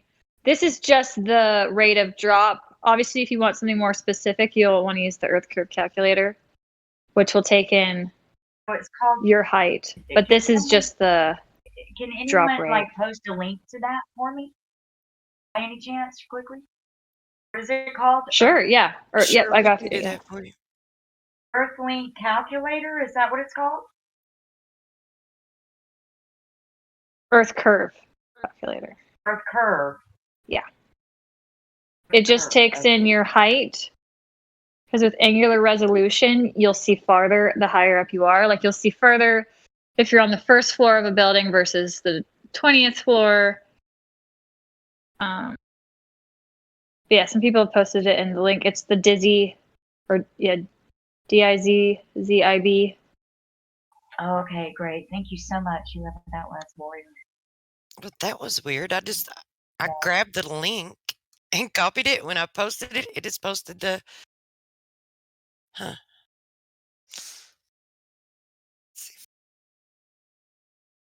Well, it also has to do if you're comparing it photo wise, then you got to worry about all of the other stuff in your camera, right? Like the resolution or would that make a difference at all?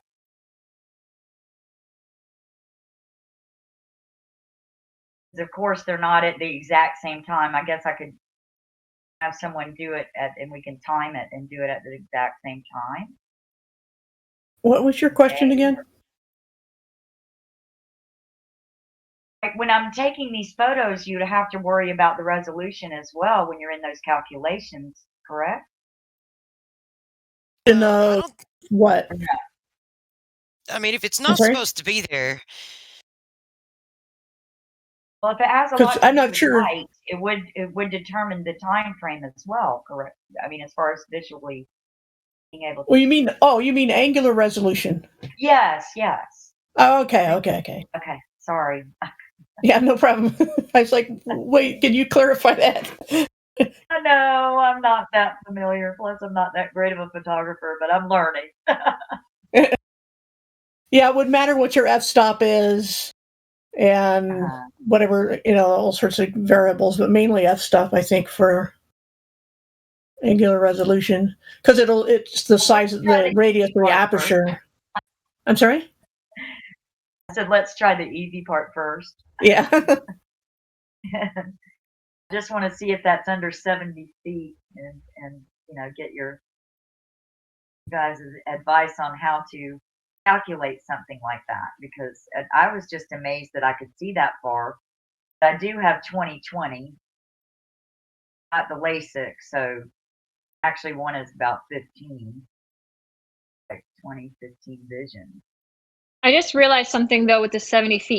You'll need to make sure though, because obviously the height of the island will also need to be taken into account. So I wish somehow like you could have somebody go on the island and put like a thing right on the shore, because then that would Like a that would marker? ensure that you guys are both at the same. You're at sea level. You know what I mean? Okay. Yeah. I mean, are Because you seeing are you seeing the base of the island? Are you seeing where the shoreline where the water touches the earth? Yes, you can see where it touches. You can see the cruise liners, and you Yeah. can see quite a few things. Now you can't read anything, read everything without binoculars, and then that's even kind of a little tough too. Yeah, from sea to shine. It's the From shape of the island, I guess is what I mean. You can see the shape of the island. well, the binoculars aren't the problem because binoculars shouldn't be able to zoom in through a physical. Like you couldn't.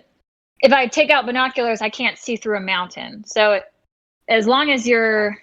So yeah, the binoculars aren't a problem. Actually, they might be useful because then maybe if you can read, if there's a boat, that's on the shore, and you can read, it says SS Minnow, or like, I don't know what it says, but I can have somebody mark it and do a sign.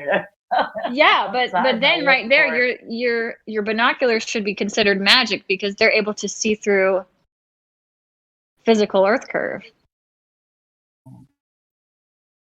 I just thought that was very interesting, being as far away as it is. I had no idea it was that far away. It just seems closer.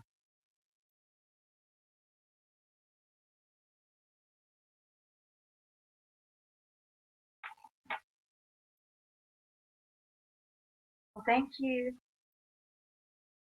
It's awesome that you're doing that. That's so cool. Well, you got me interested in because I kind of didn't believe that either, all these years of what they were saying, because I'm kind of a numbers person, and it just wasn't adding up. No, for sure. Yeah. So I was like the little Johnny girl in school asking the questions, but yeah, it but really wait a minute. Yeah, it's once not you get calculating correctly. once you get the numbers, you're like, oh snap! Like I realized, I've been to Key West before, and they always tell you that in Key West on a clear day with the telescope, they can see Cuba. Well, Key West is 90 miles away from Cuba, and it's, the water is flat and level, so it's perfect. And once you realize with something that's 90 miles away, if you're able to zoom in on a telescope, there should be, 90 miles, a 5,400 foot drop. 5,400. So that's insane. It should be impossible for somebody to take a telescope from Key West and zoom in on Cuba. Exactly. It's just we see these things all the time and we just don't realize, uh-oh, bye-bye ball. I think most people are probably wondering why they would feel the need to misinform us, I should say. I wouldn't say flat out lying to us. But then again, Yeah. some things are flat out lies. So is it Flat on out lies. purpose? And what is the end game? What's the point? Well, it's just control. You can go into many, many different tangents just off that one, but it's just control. I think the main number one reason would be to, other than just control, would be to separate us from the knowledge of a creator, so that they could convince us that there's not one, that maybe, that we either created ourselves or aliens maybe seeded the planet. And I think that's probably what they're going to try to pull off eventually, but that's my own personal view. But just, separate us from the creator to control and manipulate us, to make slaves out of us, to hide land, all kinds of things. It's all kinds of Sonic things. Yeah.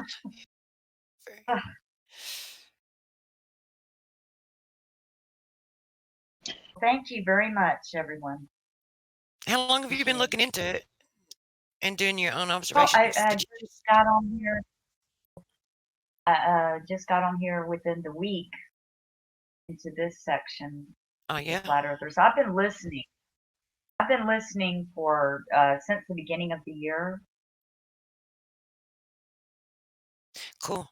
Hey, that's pretty cool that you've, just got on here like within the week and that you're already you've already done one observation, because see, it's not really that difficult or complicated, just to, for yourself, just to validate something to yourself, and to go out and to try to, see if the earth appears to be curving anywhere. So, Well, it you're just settled my gut feeling because I did kind of question it and wondered, because I remember the back and forth growing up. People were saying different things, and I just remember learning in school and like being the honorable child in class, um, asking way too many questions, like sit down, shut yeah. up, and They don't like this for is you to what it ask is. any questions anymore, do they? If you ask questions, it's the only question they really want you to ask is for them to, better explain what they, what they want you to regurgitate. They don't want you really questioning the curriculum, or questioning, the consensus.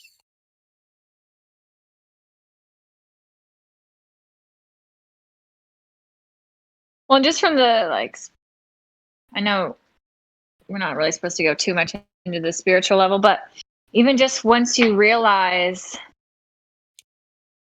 how the Bible and the heliocentric model do not work whatsoever, I swear I read the Genesis so many times, and I finally am getting it. On the third day, that's when the sun and the moon are created. So I'm not saying just Right. because the Bible says it, it's true. I'm not saying that, but I'm just saying isn't that funny? Yeah, and you know how many Yeah, Christians believe in the Big Bang? yeah. I'm just wait a second.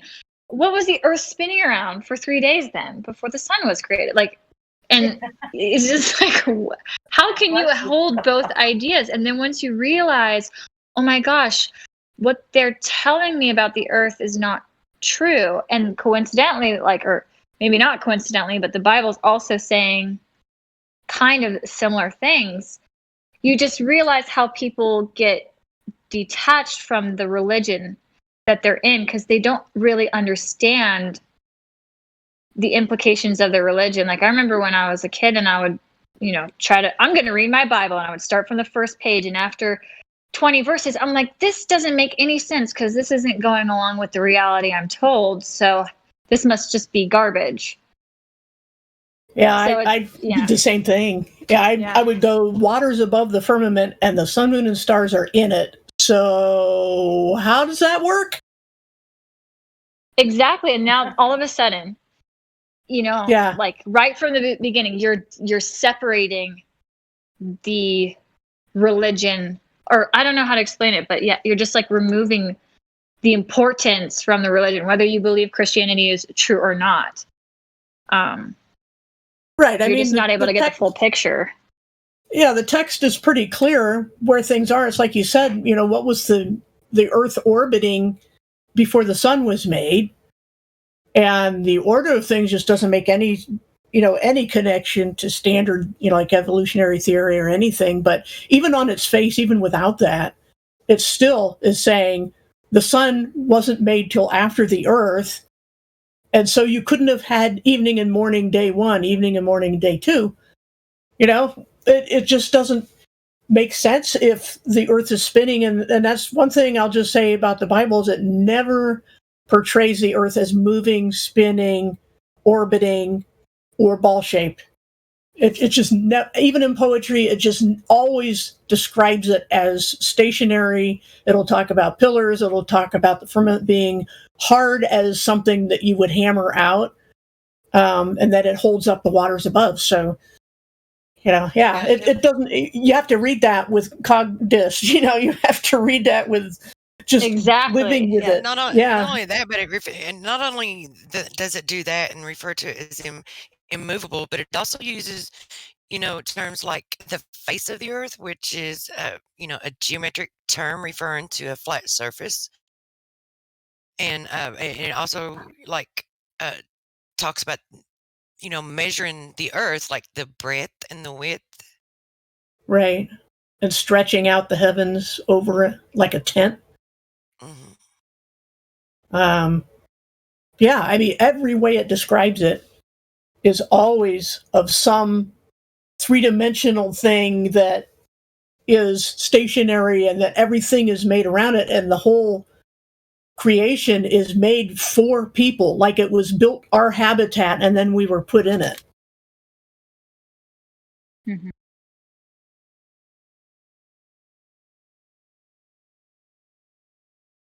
And see, the people that are trying to rule us now, like right now, we're having an issue with corporations trying to be the big daddy. It used to be the kings, and then it was the government, and now it's the corporations. But whoever's in charge, there's no advantage to the peasant people believing in a creator. They don't want that. And so if they can detach people from their religion, whether people accept the religion or not, you can see that there's huge motives to get people to not believe a creator. Because if the creator is not real, then you would actually think like, oh yeah, President Biden is my president. Like, he's in charge. No, he's not. And I know that that's what they want to do. They want everybody to, to not even think about having a creator. They actually want people to just disregard it and think that everything, became to be from an accident. And, they're working up to this. They're doing all these things, work propaganda movies, accounts of with all this technology they can have these little crafts and stuff in the air that we don't know anything about and they don't tell us about, so that they can use those up there to make people think they're seeing, well, they are actually experiencing UFOs, unidentified flying objects, because to them, to their knowledge, they're not identifiable, but they have these everywhere so that they can convince people that they're seeing these aliens from some far off distant galaxy has visited us. And not only have they visited us, but I do literally, I mean, I'm like 99% sure within myself that they're going to try to convince the world and get us to accept aliens as our creator, that they seeded this planet, Right. Which is just goalpost moving, because they're basically admitting, first of all, that life didn't arise here. There's no evidence for it. It couldn't happen. So it arose someplace that we can't see. That's just really moving the goalposts. Exactly. And that's something that you can't see. Some lizard 3 foot tall alien is the reason that we're here. And you know how easy it would be? Like, if they did it right now, I think 70% of the world would believe them, because then, the flat earthers are growing in numbers. And once you realize that we can't go anywhere, that we live in this enclosed system, then, you're not going to be able to be fooled by this. But do you know how easy it would be with the technology that they have with Project Bluebeam? And that's just the one that we know about. They're always 20 years ahead of what they tell us. And then, with the genetic modifications and changing DNA and stuff like that, how they can if they were to modify a human being so many different times throughout so many different generations, and then present that as an alien and say, well, see how much we are like these people or these beings. It's like, this is evidence, this is scientific evidence that we were seeded by these, we came from these, and it's like, it's ridiculous. But if people know that the Earth is flat and stationary, and that we can't leave, then they're not going to buy it. Right. Well, and aliens also, if you're like, oh, you come from aliens, there's no morality in that. There's no morality. But if you find out, oh, I was made by somebody, I live in a created system, morality matters. All of a sudden, it's like, oh crap, like I need to be a good person. Because right now, in a heliocentric model, there's no incentive to be a great person. You're on a water ball in infinite space, and you're a speck, and you don't matter. They just keep saying, you don't matter. You're just a rock. You don't matter. But now it's like they almost want you to not discover the morality too. Because if we're in a created system, then everything that you do matters. Well, honestly, someone is watching, Yeah, this is my own personal opinion about this and my own personal viewpoint. If it takes someone believing that they're going to be held accountable, by their creator or by God or whatever they want to refer to it as, in order for them and have that fear of punishment or fear of whatever, in order for them to be a good person, then I mean, it's to me that's I don't know. I have a problem with that myself, because if a person's a good person, they should just be whatever they are. They should be a good person. Like they should, just because no one is going to hold you accountable for something, and this is my opinion, my viewpoint. Just because someone's going to hold you accountable for something, that shouldn't be the reason why someone should be good towards people, not steal, not lie, not murder and things like that. It should just be inherently within them too. But it is, Right. you're right. It Yeah. is sad that it does take, something like that for people to Well, choose to do the right thing. the thing is that if there's nothing objective, but the thing is about evolution or no God, no creator, is that there cannot be anything more than opinion when it comes to that. And in fact, selfishness would be a better survival tactic, because there is no, in nature, red in tooth and claw, there is no advantage to being moral. People will say, well, you want your herd to survive and you want your group, because there's strength in numbers. But why would you care if your herd survives? Why would you care if you survive? Why would you care to take care of the earth? Why not let everything die? Just take what you can get and die.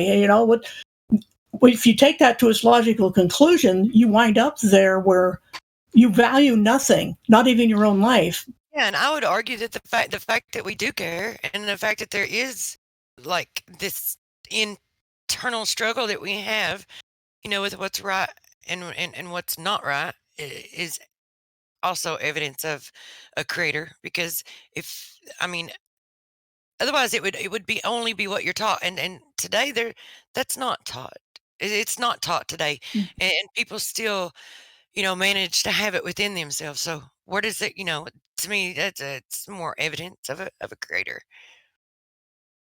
Yeah, and people don't Right. realize, like, the people controlling, like, the war industry. That's such a big corporation, and they want to hide morality, because if you realize that there's a creator, you don't want wars. Like Bible Literist was saying, it's survival of the fittest. So, okay, I'm down for war because I'm protecting my tribe. But then you realize, oh, I'm not actually, because we need to be kind to each other. We've all been Right. created, so we all have value all of a sudden. And that's the thing, is between cultures, what's horrific to one culture may be, totally moral in another. And so there is no really universal standard. Most of the, laws and things are based on a consensus of what's right and wrong. And like I said, from one country to the next, you'll have a different idea of what that even means. So it isn't intrinsic because everyone would have the same values then, and they don't. Like some people think that, like abortion, for example, or hot button topic, but this is, perfectly fine to some people. That's not a life, it's just a glob of cells. And other people know that's a human being that you're not giving the chance to live. And why is that wrong? Why does life matter? Why do we think kindness is a good idea? I don't think that comes from evolution. I don't think it comes from ourselves or our nature or our brains. I think it's designed. I think it's given to us. Well, yeah, from like within ourselves. It kind of is not like it doesn't originate from, like, we didn't create it within ourselves. It comes from within us, but it was there. It was coded. Like Right. It's just, yeah. I don't see a naturalistic explanation for morality, I think, to boil it down. And they're really making strides with this in the world with, convincing people that there is no objective reality. It's like the amount of individuals that come in here believing that there's no objective reality is really blown. It's really blown my mind in the past, I'd say 6 to 8 months, and it's really gotten really extreme, more closer, like within the past 3 or 4 months. I've noticed it. I don't. It's just me. Like I didn't have an awareness of that group of people, or if it's just always, and if it's always been there, or if it has actually, ramped up.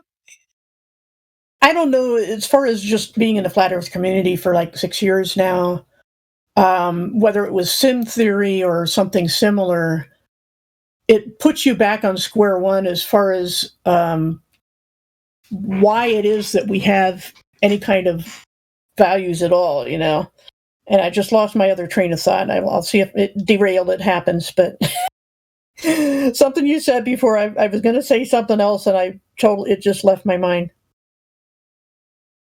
Oh, let's see if we can maybe jog your memory. What was for the objective morality? It was like it being within us, and not that we created it in us, but it was, yeah, sim theory. Yeah, because nothing matters, not earth shape, not anything. If it's a simulation, it's our reality anyway, and we're part of the game. And still, it begs the question of a programmer. But again, if it's simulated, if there's no objective reality, then what are we arguing about? If we don't believe in objective facts, then nothing matters. That's what they want, and that's exactly what they want. Though they want everybody at every moment of the day, every moment of their life, to have this viewpoint, and like this stance where nothing matters, where it doesn't matter. That way, if they want you to do something and it's immoral, it's like, well, that's fine. It doesn't matter. I can just, have a different reality here in about 10 minutes from now. And then what they want is the state to step in and be God, basically, and tell you what your values are. And it can change from 1 minute to the next. Well, I think we're kind of almost there, because, I mean, who does everybody, like, if someone needs some knowledge, advice, or guidance, where do they go? Google? Mm-hmm. But that's what they actually want. It's like if you watch mainstream news, which I try not to do, they contradict themselves continually. Within a couple of days, like with the mask thing, they'll say, today you got to wear 3 or 4 of them. Tomorrow, no, they don't do any good at all. And then just ping pong back and forth. And it's, to them, gospel fact every day, no matter how contradictory. It's just exactly what Orwell said in 1984, where the Ministry of Truth tells you what's true, and they can change their minds on a whim with no reason or any reason at all, and you just have to believe it's true. And they condition people to do that. Yeah. I think it's a good indicator of like what level we're at right now. Because I mean, before, used to when they first started lying, they had to convince them, right? They had to be somewhat convincing. Teach it to them in school, put it on the news, put it, make show like, but they would have to be somewhat convincing, like give some kind of explanation, some kind of equation or whatever. But now, where are we at now? We're at the point where they don't even need to do that. They don't even need to like be Right. consistent. They can contradict it. They don't need the people aren't like even listening to what they're telling them anymore. The only thing they're really paying attention to and listening to are orders. Like, do Exactly. this, don't do that. It's like programmed, mindless zombies just walking around and listening, being distracted by devices, and all they're doing is listening for orders. Like, what's my next command? What's your next command? What do you Yeah. what? That's why they have snitches. There's people in various big cities around the world that will call the cops on somebody for not being 6 feet away from them. That happens because people just don't think, don't have values. They're just whatever the state says, that's what is true. And I hate you if you don't agree. That's how that's what it's sunk to now.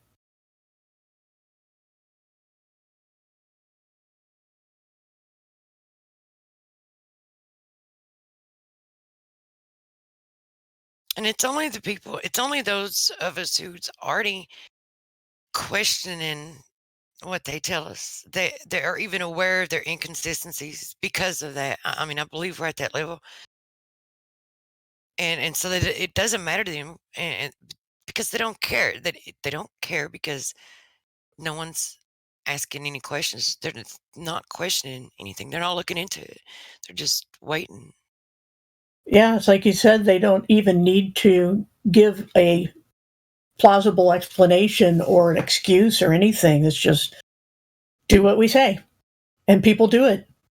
And that's the scary part. It's not the state or the deep state or the elites, so-called. It's the common people who make that possible, who make tyranny possible. And that's why they had to take the educational systems first, because it would take generations of indoctrination until those kids grew up to be teachers in the colleges and pass it on. And in a few generations, you have complete transformation of society. And what they transformed it to is mindless automatons. Yeah, it's So like that's how they. Yeah, go ahead. it's like a 3-tier, because it's like a 3-tier stool. They've got it all propped up on. It's control of the information, the education system, and the media. Right. And it's all three together. They implemented all three at once, and to fight it, to tear it down and to break it down, that's how it's going to have to be broken down. Is in that Yeah. 3-tier. Yeah, when the house is infested with termites, there comes a point where you just burn down the house and start over. How to do that, though, is anybody's guess, because it's like that line from The Matrix. They hold all the keys and they guard all the doors, or whatever the phrase was. And they have the armies. They want to have all the guns. They have the highest tech. They have the best quality food for themselves. They have their underground bases. What are we going to do with our pitchforks and torches? Or our pots and pans. Yeah.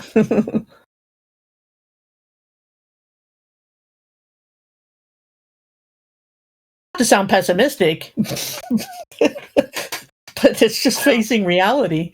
Yeah, there's a difference between being, overly pessimistic or overly optimistic, and then just being a realist, Right. It's kind of a balance between knowing the world you live in, knowing what you can and can't do, and then doing what you can. That's all anybody can ask from you in this life is, what did you do with what you were given, and what opportunities were available to you, and did you use them? Did you avail yourself of them? And that's what we're doing here, is what we can. We don't have NASA's budget. We're not, like that one guy said, and we're not planning to. What we're doing is a tried and true method of changing minds one person at a time. That's how truth spreads.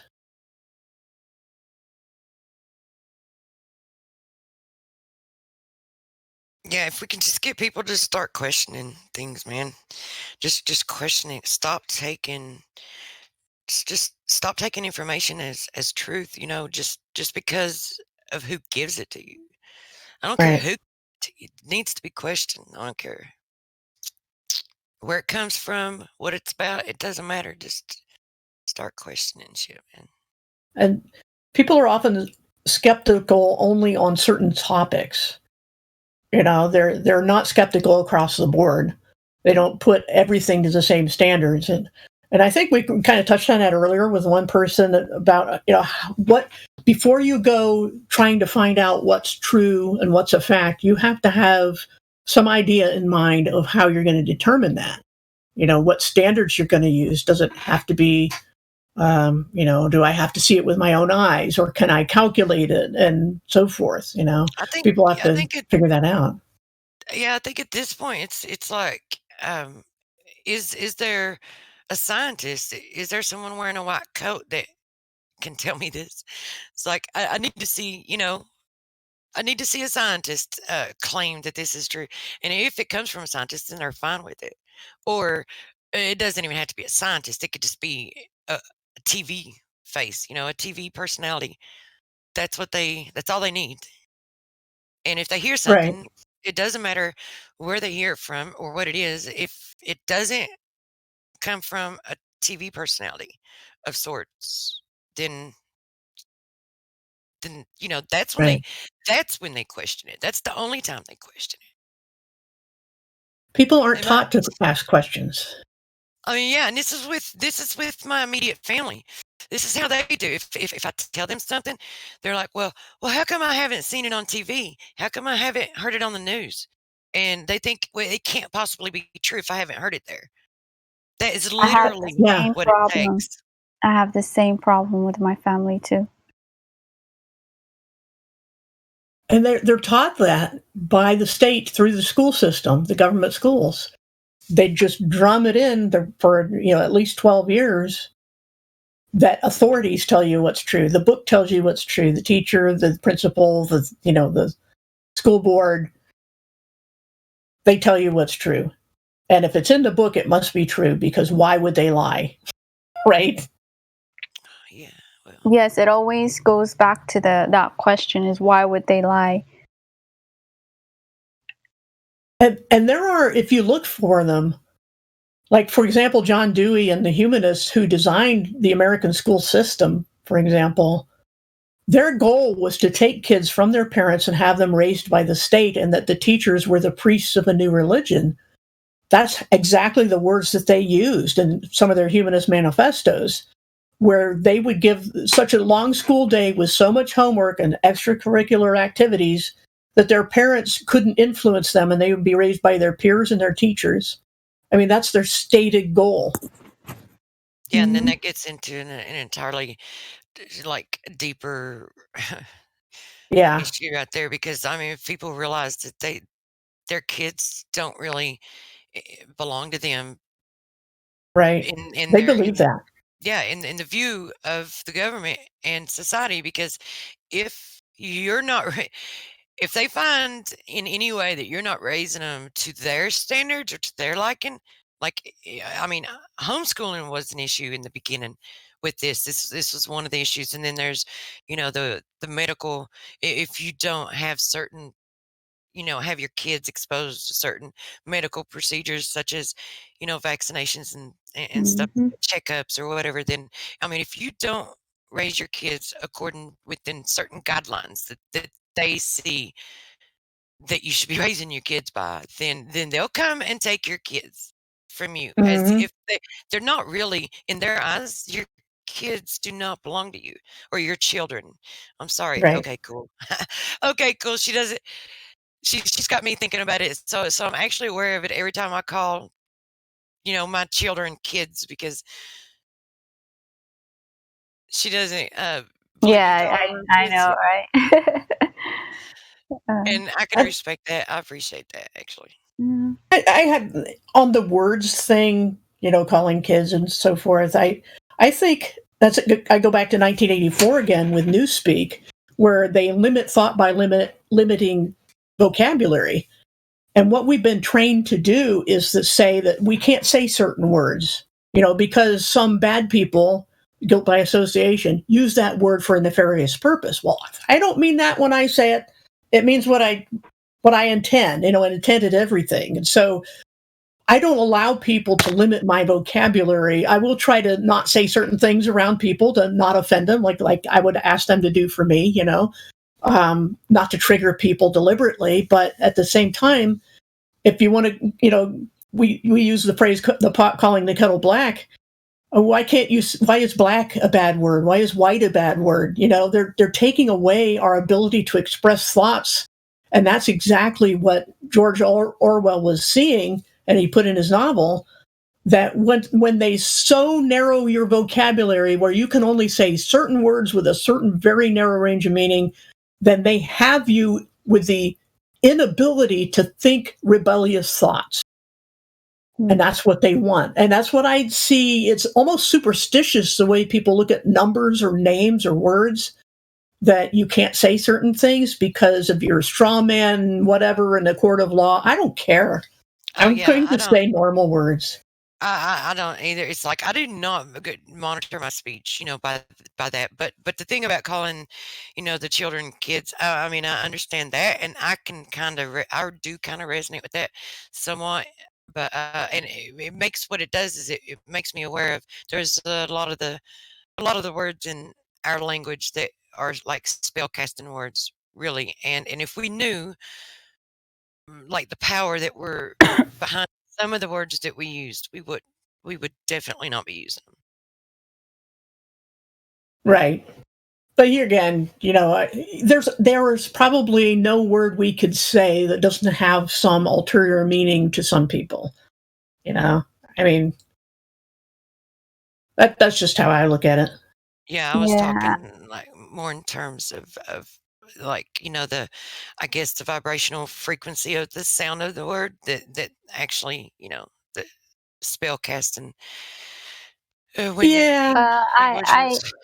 I don't have kids or children, so I don't really care. But can I ask if you guys did you guys talk to the Launder Ground?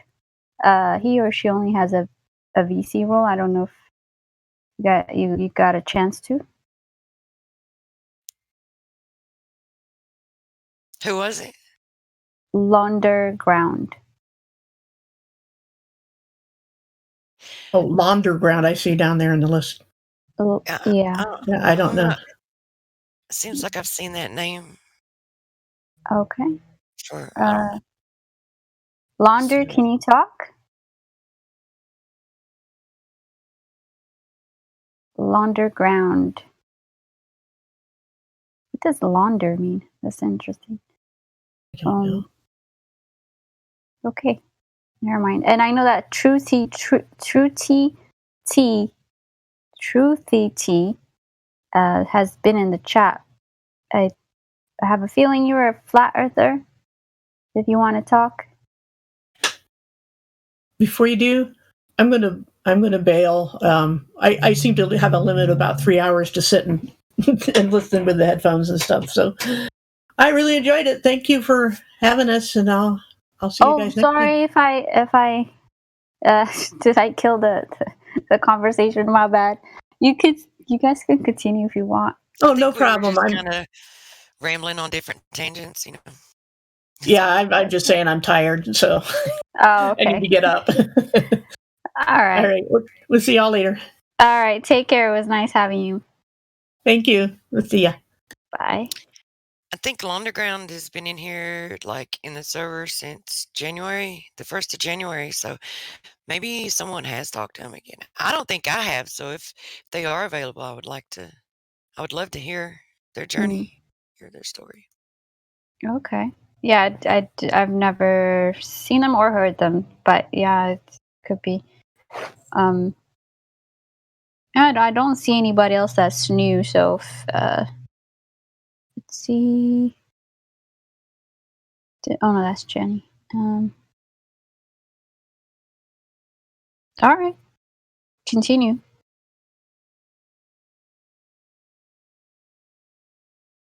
Oh no, wait, she left, right? Can't continue. Well, I mean, we can just talk about whatever. There's so much to their control and the lies that they push and how they do it. Yeah, of course.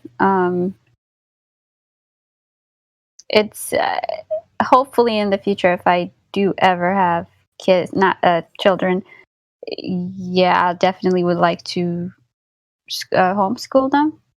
But I think they're making that kind of difficult. Yeah, that's one of the first areas we would have to hit really hard with taking back and taking over. Mm. It would have to be one of the first one. Like very detrimental. Mm. I mean, they should honestly, if they're teaching the kid, if they're teaching our children certain things, I mean, and if there's no like no evidence that it's the truth, I mean, there should be some kind of um, avenue for the parents to be able to get together and change that, get that curriculum out of there, or I mean, there should be some avenue. If my children were still in school, that's probably, especially when they were younger, if I'd known what I know now, then Mm-hmm. yeah, I mean, because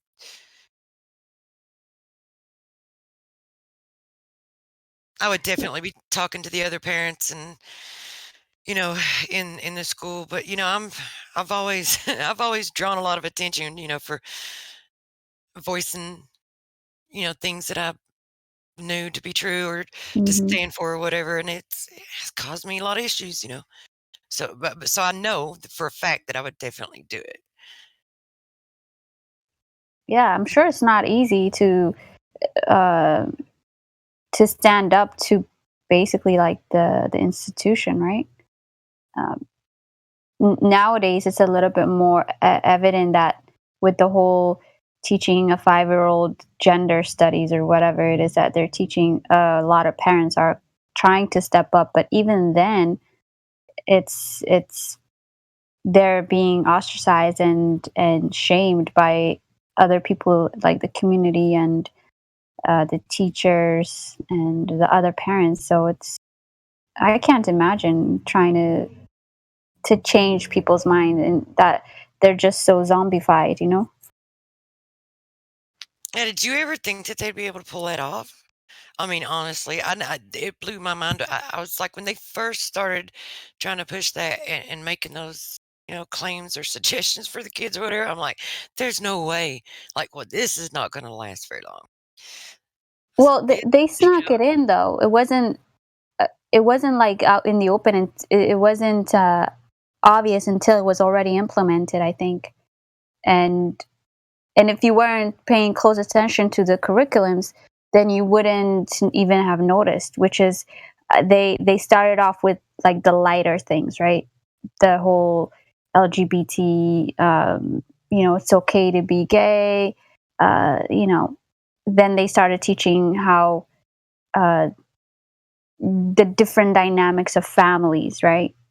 And then teaching those to the kids, and then yeah, laying the from groundwork, right? yeah, exactly. And then by the time people realized it, it was already too late. Like the 5-year-olds were already like being taught some shady things. So if people, the whole slippery slope thing that people were talking about from the beginning, people weren't really saying, "Oh, yeah, that's never gonna happen." And then look at us now.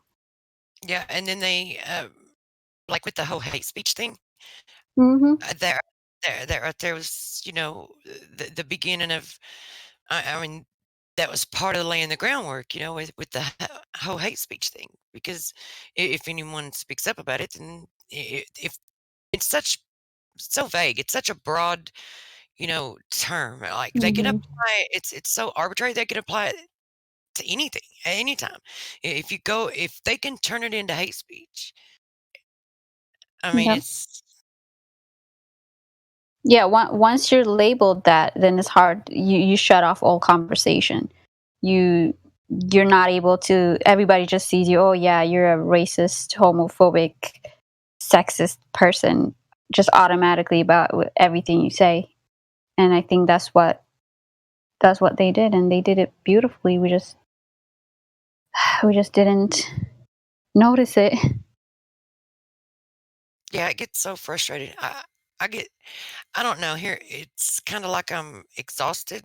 I don't know if I think it's maybe spiritual exhaustion. I don't know. It's some like really deep exhaustion within me. And I'm not talking about physically as if I'm tired and I need to sit down. Hmm. I'm talking about just my within myself, my motivation, not my motivation, but my gumption or it's like I don't have that. It's like it's wearing me out. Hmm. Trying to talk to people, especially like I said earlier, when they respond to me like, "Well, why haven't I heard it on TV? Why Yeah. hasn't it been on the news?" It's like when I hear that, it's just like it seems like all the energy that I have within myself to put towards, the truth and sharing the truth is it's like it's like a pinprick in a balloon. It's like I can just feel it just leave. Hmm. Because I Is know it? at that point it's not gonna go anywhere. Yeah. No, I can't imagine talking to some. It's basically like talking to a wall. You're just throwing all of your energy at the wall, and it's not. It just doesn't go anywhere. Yeah. That actually just happened the other day when I was talking to my dad about there's some shooting that happened here recently, and all I said was just let's wait until all the story comes out before we say it. This is what happened, and my dad was like, wait, but they're why would they put it on the news if it's fake? Like, are you saying they're lying? Because like, we see the place, we see the people, we see the names of the victims, we see the pictures, all this. Why would they put that there if it wasn't real? And that kind of just spiraled into like a whole other conversation that was just, it was frustrating because I couldn't, you know how they connect one thing and then they just assume you just think this way for all of the other things. Yeah, it's exhausting, isn't it? I mean, what happened to I don't know I don't know how old you are, and sometimes I forget that, because I that I'm getting old and most of the people that I talk to are a lot younger than I am and they haven't that like they may not remember the things that I remember, because they weren't there, but Hmm. I'm thinking that you might be old enough to remember some. I don't know. But W- anyway, what it's like event? what it's not an event, but I'm talking about like what happened to the times where do you remember when people would when they're talking about something and you mention something you saw on TV and they'd be like, "Well, you can't believe everything you hear on the television." That Mm, used to be a thing. That really literally used to be a thing. Like that would if you saw it on television, it's like automatically they would question it and say, "Well, you can't always believe the things that you hear on television." hmm. Yeah, And I do remember people saying that.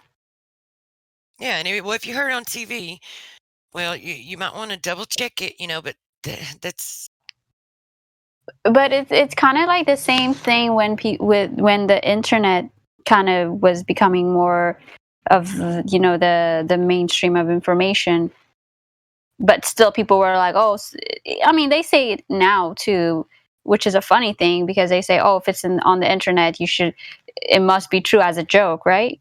But at the same time, they look at the information from the news and assume it is true, and they don't make that connection. Like, the internet is the same thing as the news. Like, just because it's only the news is only controlled by certain groups of people, whereas the internet, it's actually a little bit more reliable because you do have all information available to compare.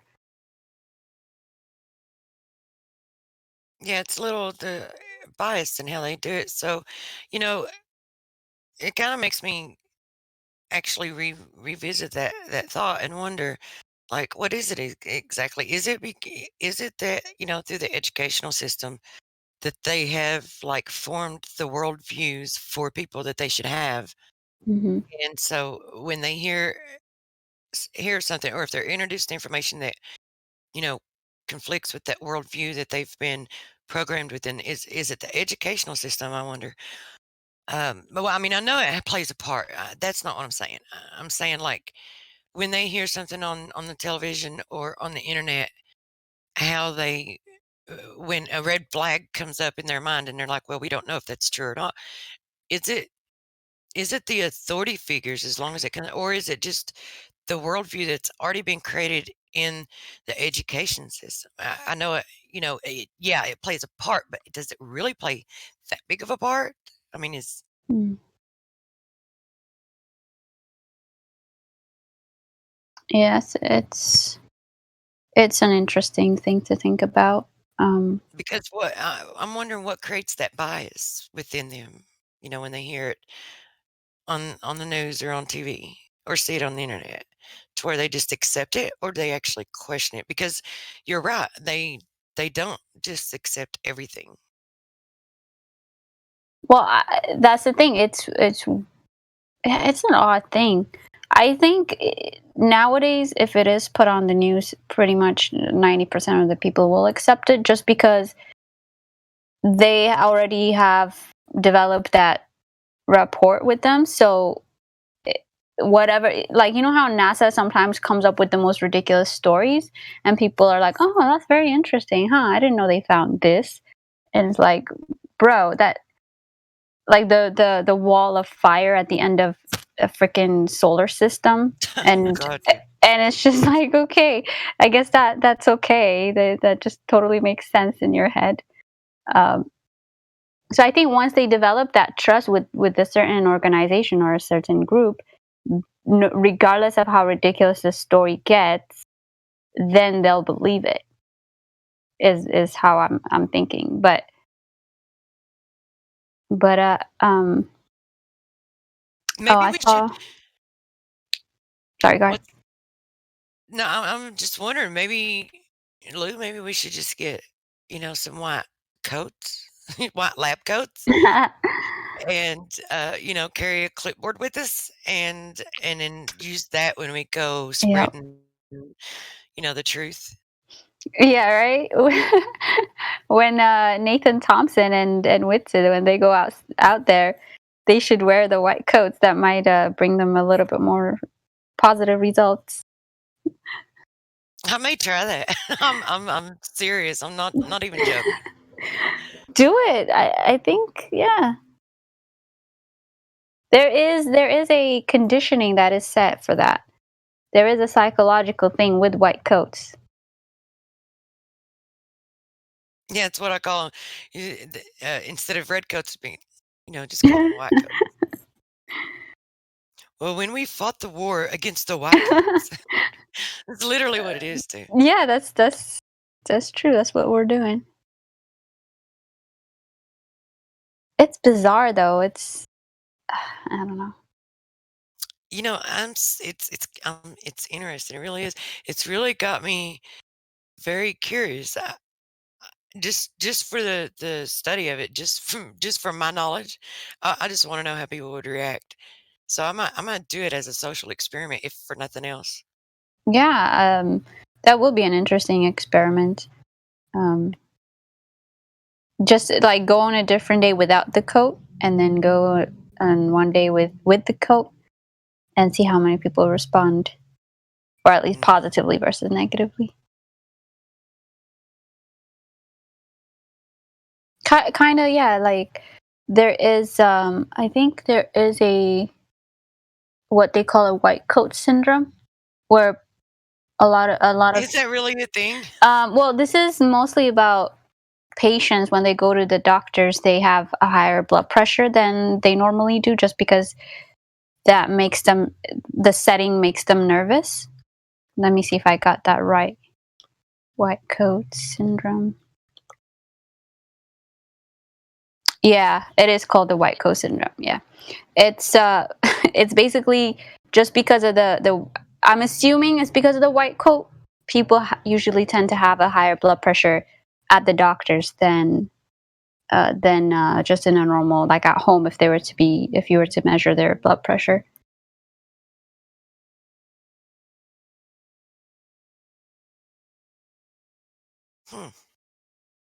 Yeah.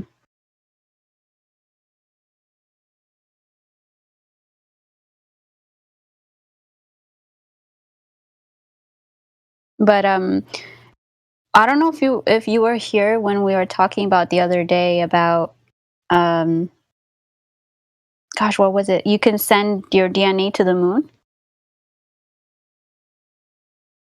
Why would he? Why would anybody want to?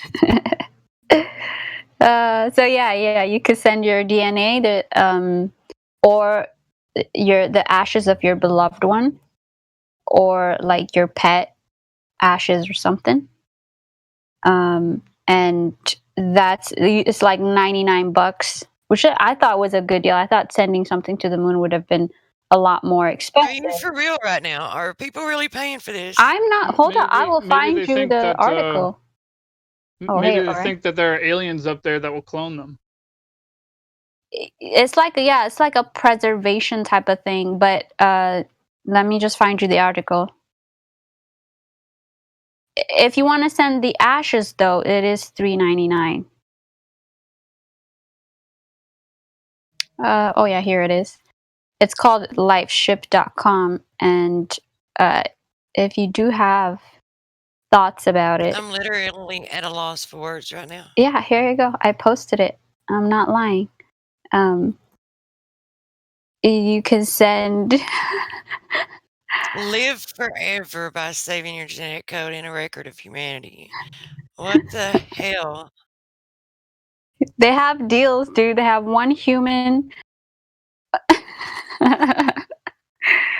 You could do 2 humans, 1 human, 1 pet. There's a 2 humans, 2 pet, 2 humans, 1 pet, which is $2.50. That's a pretty good deal. Like get one buy one get one free type of deal. Bullshit. No way. I mean, look. This is the thing. It doesn't surprise. Okay. I don't know. I wonder how many people are doing it. It doesn't surprise me that they're trying to pull some shit like this off. But what would what? Well, I guess it shouldn't surprise me if people actually do it either. Yeah, nothing surprises me anymore, but here they claim your real DNA goes to the moon.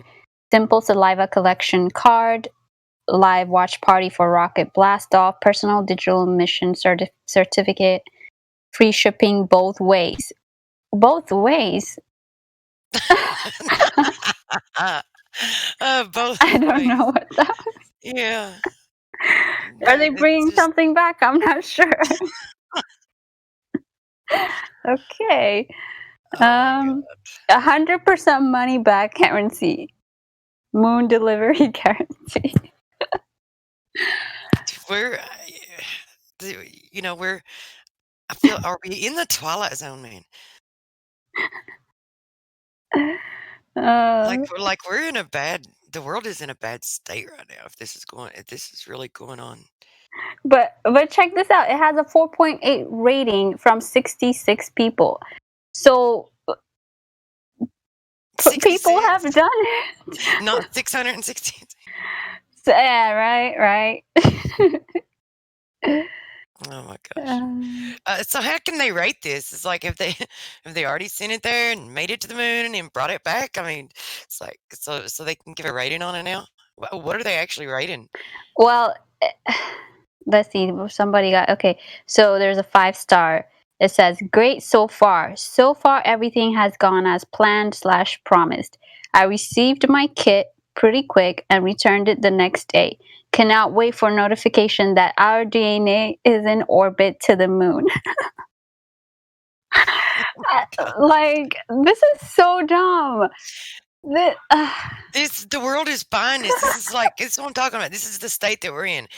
I mean, it exhausts me to where, I mean, because you want to have that, you want to put out the effort, but if this is what's going on, and this is what they're believing, then it totally drains me, really, like of totally exhausting. Wow. Okay, wait. Let me read the 2 stars. There is no 1 star, which is pretty impressive in itself, but there's a 2 star. No saliva tube, not actual DNA collection. You lick a card. Oh, so they were they're giving a bad rating because. Yeah. Oh my gosh. Oh, so they're not.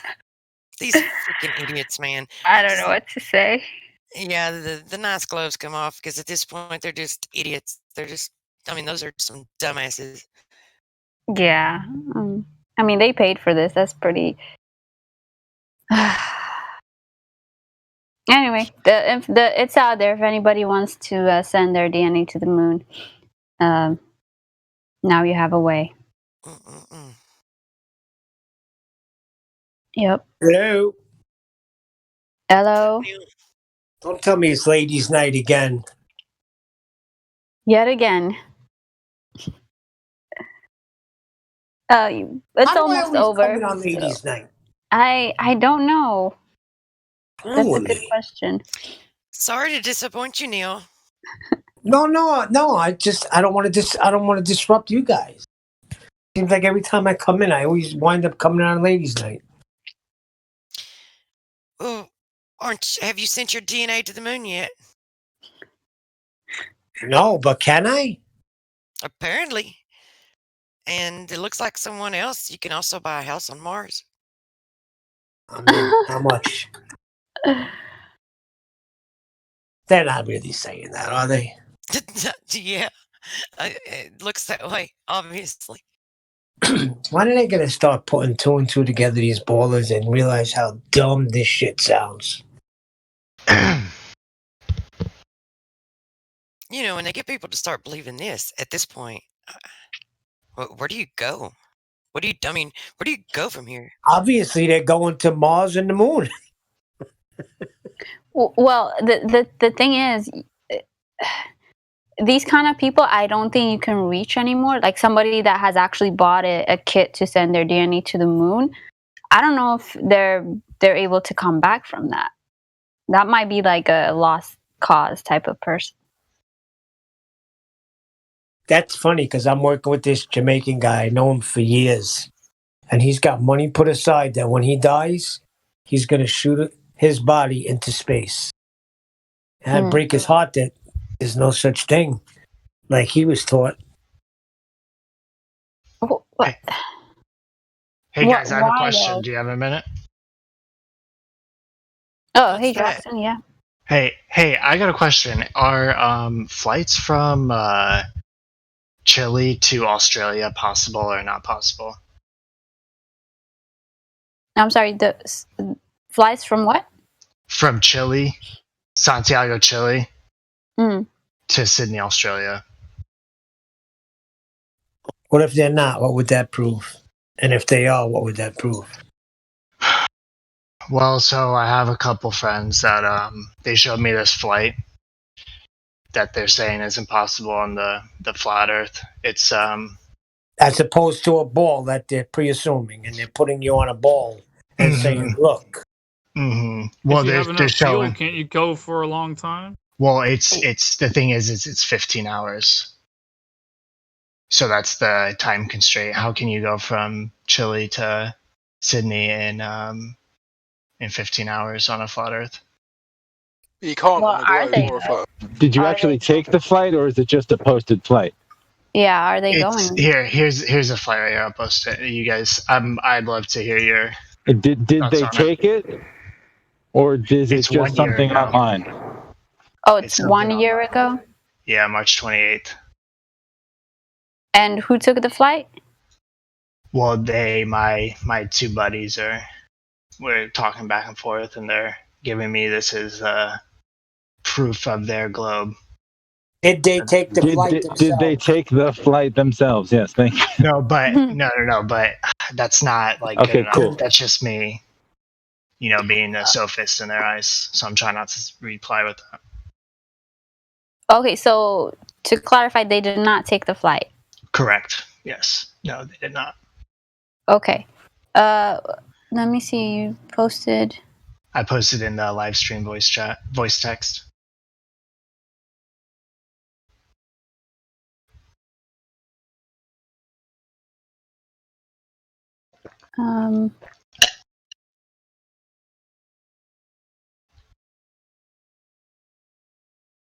Wait, what am I looking at? Hold on, let me click it again. I don't know if I got the right one. Yeah, I've never really looked into like the flights and all that because it not myself. I haven't. I mean, I know that there's been some discrepancies of where they claim that that the route that they take is the quickest route, and they have have to detour and do an emergency landing because a woman goes into labor and it ends up being like where if it were on a flat map and going straight, it would make sense. But if you're on a globe and you're trying to make that flight and make an emergency landing, it actually ended up going out of the way. And I know there's some discrepancies like that, but as far as the flights, I mean, which I probably shouldn't be responding if I don't know, but I don't really know. I don't look into that enough to explain it, but I do know this. I do know that they take all the information that they use, like for their supposed globe, that they contort flat Earth map. Like all maps are flat Earth maps, and all the information that they use flat Earth information, and they just make it fit their globe. So. No, I get Yeah, that, but shouldn't this flight be impossible then? No, I think at least this is my opinion, obviously, but it is possible if they're using an airplane or an aircraft of some type that is able to go there from Chile to Australia within 15 hours. You know what I mean? Like if it could be going like twice as the speed, or something like that. Well, there's a YouTube video of it that's an hour long. Hold on, are they saying it takes too long, or it's? They're saying that It's if too you went, short. yeah, it's way too short for a flat. Like it would take 30 hours for. On Yeah, a but ball, if on you're the going, supposed ball. if you're yes, yeah, like no, on a ball, it's in on the the southern ball. hemisphere, so it's not as far away from each other. Yeah, because they're more like to at the bottom, so they'll be closer to each other. Right. But my thing is, it's not. There's so many devices that we don't know about that they could have made these flights go from take 15 hours. Like you don't know how fast it's going. You don't even know if the maps are correct. Yeah, I know, but do you see like that bottom? It shows the latitude, longitude course, whatever KTS, miles per hour, feet. I mean, it's tracking it. I don't know. How can you refute that? I'm asking, honestly. Well, you to be can honest, write computer software to do anything you want it to do. Yeah, and to be honest, I was trying to look at this tracker thing. Is this like basically every minute it's being tracked? Yeah. I mean, I was just shown this like an hour ago, so yeah. I mean, that's what it looks like. Okay. Well, sorry. No, go ahead. I was just going to say, just because a flight takes a long time, that doesn't mean anything about the distance. I mean, they could reduce speed, they could climb altitude, they could. They're saying it's too fast. Like, how could you go from Chile to Australia in only 15 hours? It should take twice that time. How did they know about the flat Earth? Dude, you know what? Tell them they got no geometric horizon. Show them the black swan and tell them it's over. I know. Hold on. Can I say something, please? If you look at the timing from like 2 p.m. to 2 p.m. to 11 p.m. or something, it says estimated, right? Yeah, I know. So what does that exactly mean, though? It gives you a tracking between the first parts of it and then the end parts of it, right? But the whole middle part is estimated. Yeah, I know. I mean, I personally know I know that when planes go in the water, it's just estimated, but I can't prove that it's. Yeah, but at that point, the plane could be anywhere, and we don't have this is not an exact tracking of the plane when you don't know where the plane is. You're just estimating where the plane could be at that point. So this is the issue that we also have with the southern hemisphere or hemiplane tracking, right? Hemiplane tracking. It would be that a lot of them after takeoff, they're not being tracked properly, and then you only see them from the takeoff and then the landing part. So you're saying that? I mean, essentially, you're saying that this is faked. Well, there's 9 hours of estimation of tracking going on here. They got that wrong, and it's actually more than that, or? I'm just saying, I don't know where the plane is going. It could be going across the northern part of the Earth, and then like it always does. Like the middle part. Yeah, like the middle part of the Earth, like it always does.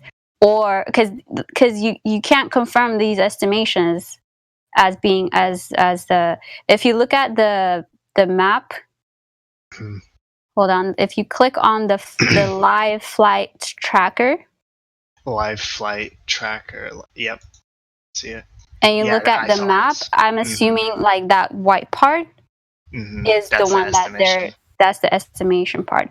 So yeah, on the map they're telling us this is what they're estimating, but at the same time, I don't know if that's true. Like how can you confirm what about that? When they have, like, if you see the very last one at 2:35 and 40 seconds p.m. I mean, and then they show at 2:45. Yeah, the very last one before it goes to estimate, and then hold on, and then you let me see go the back next there. one. I mean, it's only been 9 hours, and they're already there. Only 9 hours, though. I mean, come on, that's a lot of time, dude. I mean, is it to go all the way across the Earth? No, but what I'm saying is, within those 9 hours, you don't know what route it's taking. So if I pull up, let me try to pull up an azimuthal map. Right, hold up, because if you could track these, I'm not saying that again. I don't want to go into like a whole discussion about flat Earth maps and this and that, because I'm sure you know, right? Like, I'm not saying this is exactly the proper map of right, but it should be at least close where, like. Yeah, hold on one second. Let me just pull it up so we all see the same thing.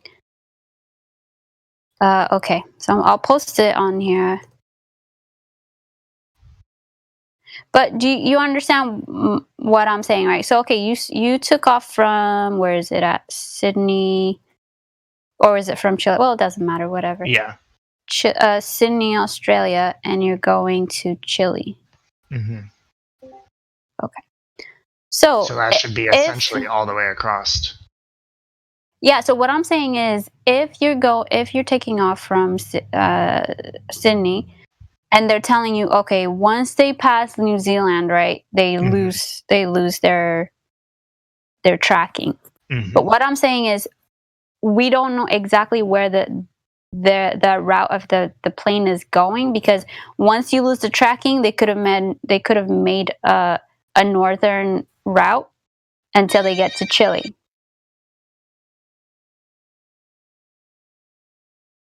So that's just my speculation. That's what would have to speculation. happen. That's what would have to happen on a flat Earth. But like, that's what I'm saying. But who says it takes 15 hours? But you're just speculating that they're taking the Globers are speculating that they took the route of around like the bottom around part the of southern, the south part, right. So. I mean, is it possible to fly from Chile, like, all the way over Mexico, North America, Alaska? What is it? The Indian Ocean, all the way like straight across. Straight through. I mean, is that the same time frame? I wouldn't know. I don't know. I've never. It's possible, but again, I go back to the thing I was saying about the devices that they have. They have planes that stay up in the sky for years without refueling. So I wouldn't be surprised if they're able to go straight from Chile to Australia, straight across the Earth without any issues. Right, but if you take the amount of like how fast it's going, 600 miles an hour, and then you're assuming they're going 600 miles an hour.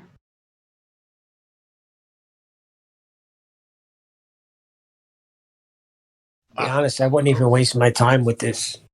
I know I'm trying not to either, but they have me in a gotcha, and I don't know. That's not a It's gotcha. really not. It's really not a gotcha. Not a Ask gotcha. them They're why. pre-assuming a ball. I know. Yeah, ask them why you have this chunk of hours missing for their tracking. First of all, you have 9 hours of missing tracking missing, and then you don't know exactly how they first. Second of all, they haven't taken the flight themselves. And the other thing is, bring up the flight where they had to make the emergency landing. Say, well, what about this over here? Yeah, and you have plenty of those. And the main thing, you have lack of curvature. Another thing is pilots don't take curvature into account. They don't take spin into account. They don't take any of that when they're flying. Which, if you are flying, it's on a ball, I would assume would be a really major thing that you should be calculating into when you're flying. No gravity. Yeah. Well, that doesn't work. Well, here's the thing, right? Oh wait, hold on. Is Ladies Night done? Yeah, let me just end it now. Truth, you okay with me ending it? Since I didn't even realize you guys were doing something. I'm sorry. it's all good, man. I just want to thank everybody that participated, and I would just like to. Sorry about that, guys. I like stumbling on my words. Can I just play a song and then Helio, you can do whatever you want. end It's it. ladies' night. That's true. Helio, after this song, you can just end it, and then we'll just give time for the guys upstairs in the green room to come down here to join the conversation. Thank you. Appreciate it, everybody. NASA lies more than my ex-boyfriend. Oh, baby, break up with that ball. Sorry, little hoe, but you ain't living on a globe. Oh, all the things they taught you in the school, you gotta let it go. Like you can talk your shit, but then I'll flat smack you back with my rap. Call up gravity, like where the hell she at? Cause you need Jesus to see this, deceiving since Eden. Yes, calling out the Globers, they ran out of reasons. And 3 questions, we got your ball now gone, and you ain't done no work, but you just say we're wrong. But we know not to be lying and faking. Look what the hell they be saying. Look at the money they taking. They doing it off of Satan. Take a red pill with a shot of Jack. Oh, please don't call me back till you know the earth is really flat. You've been listening to 24/7 Flat Earth Discord 2.0. We hope you're having a fantastic day on this flat and stationary plane. If you too would like to join the debate, please click the link below. We'll see you there.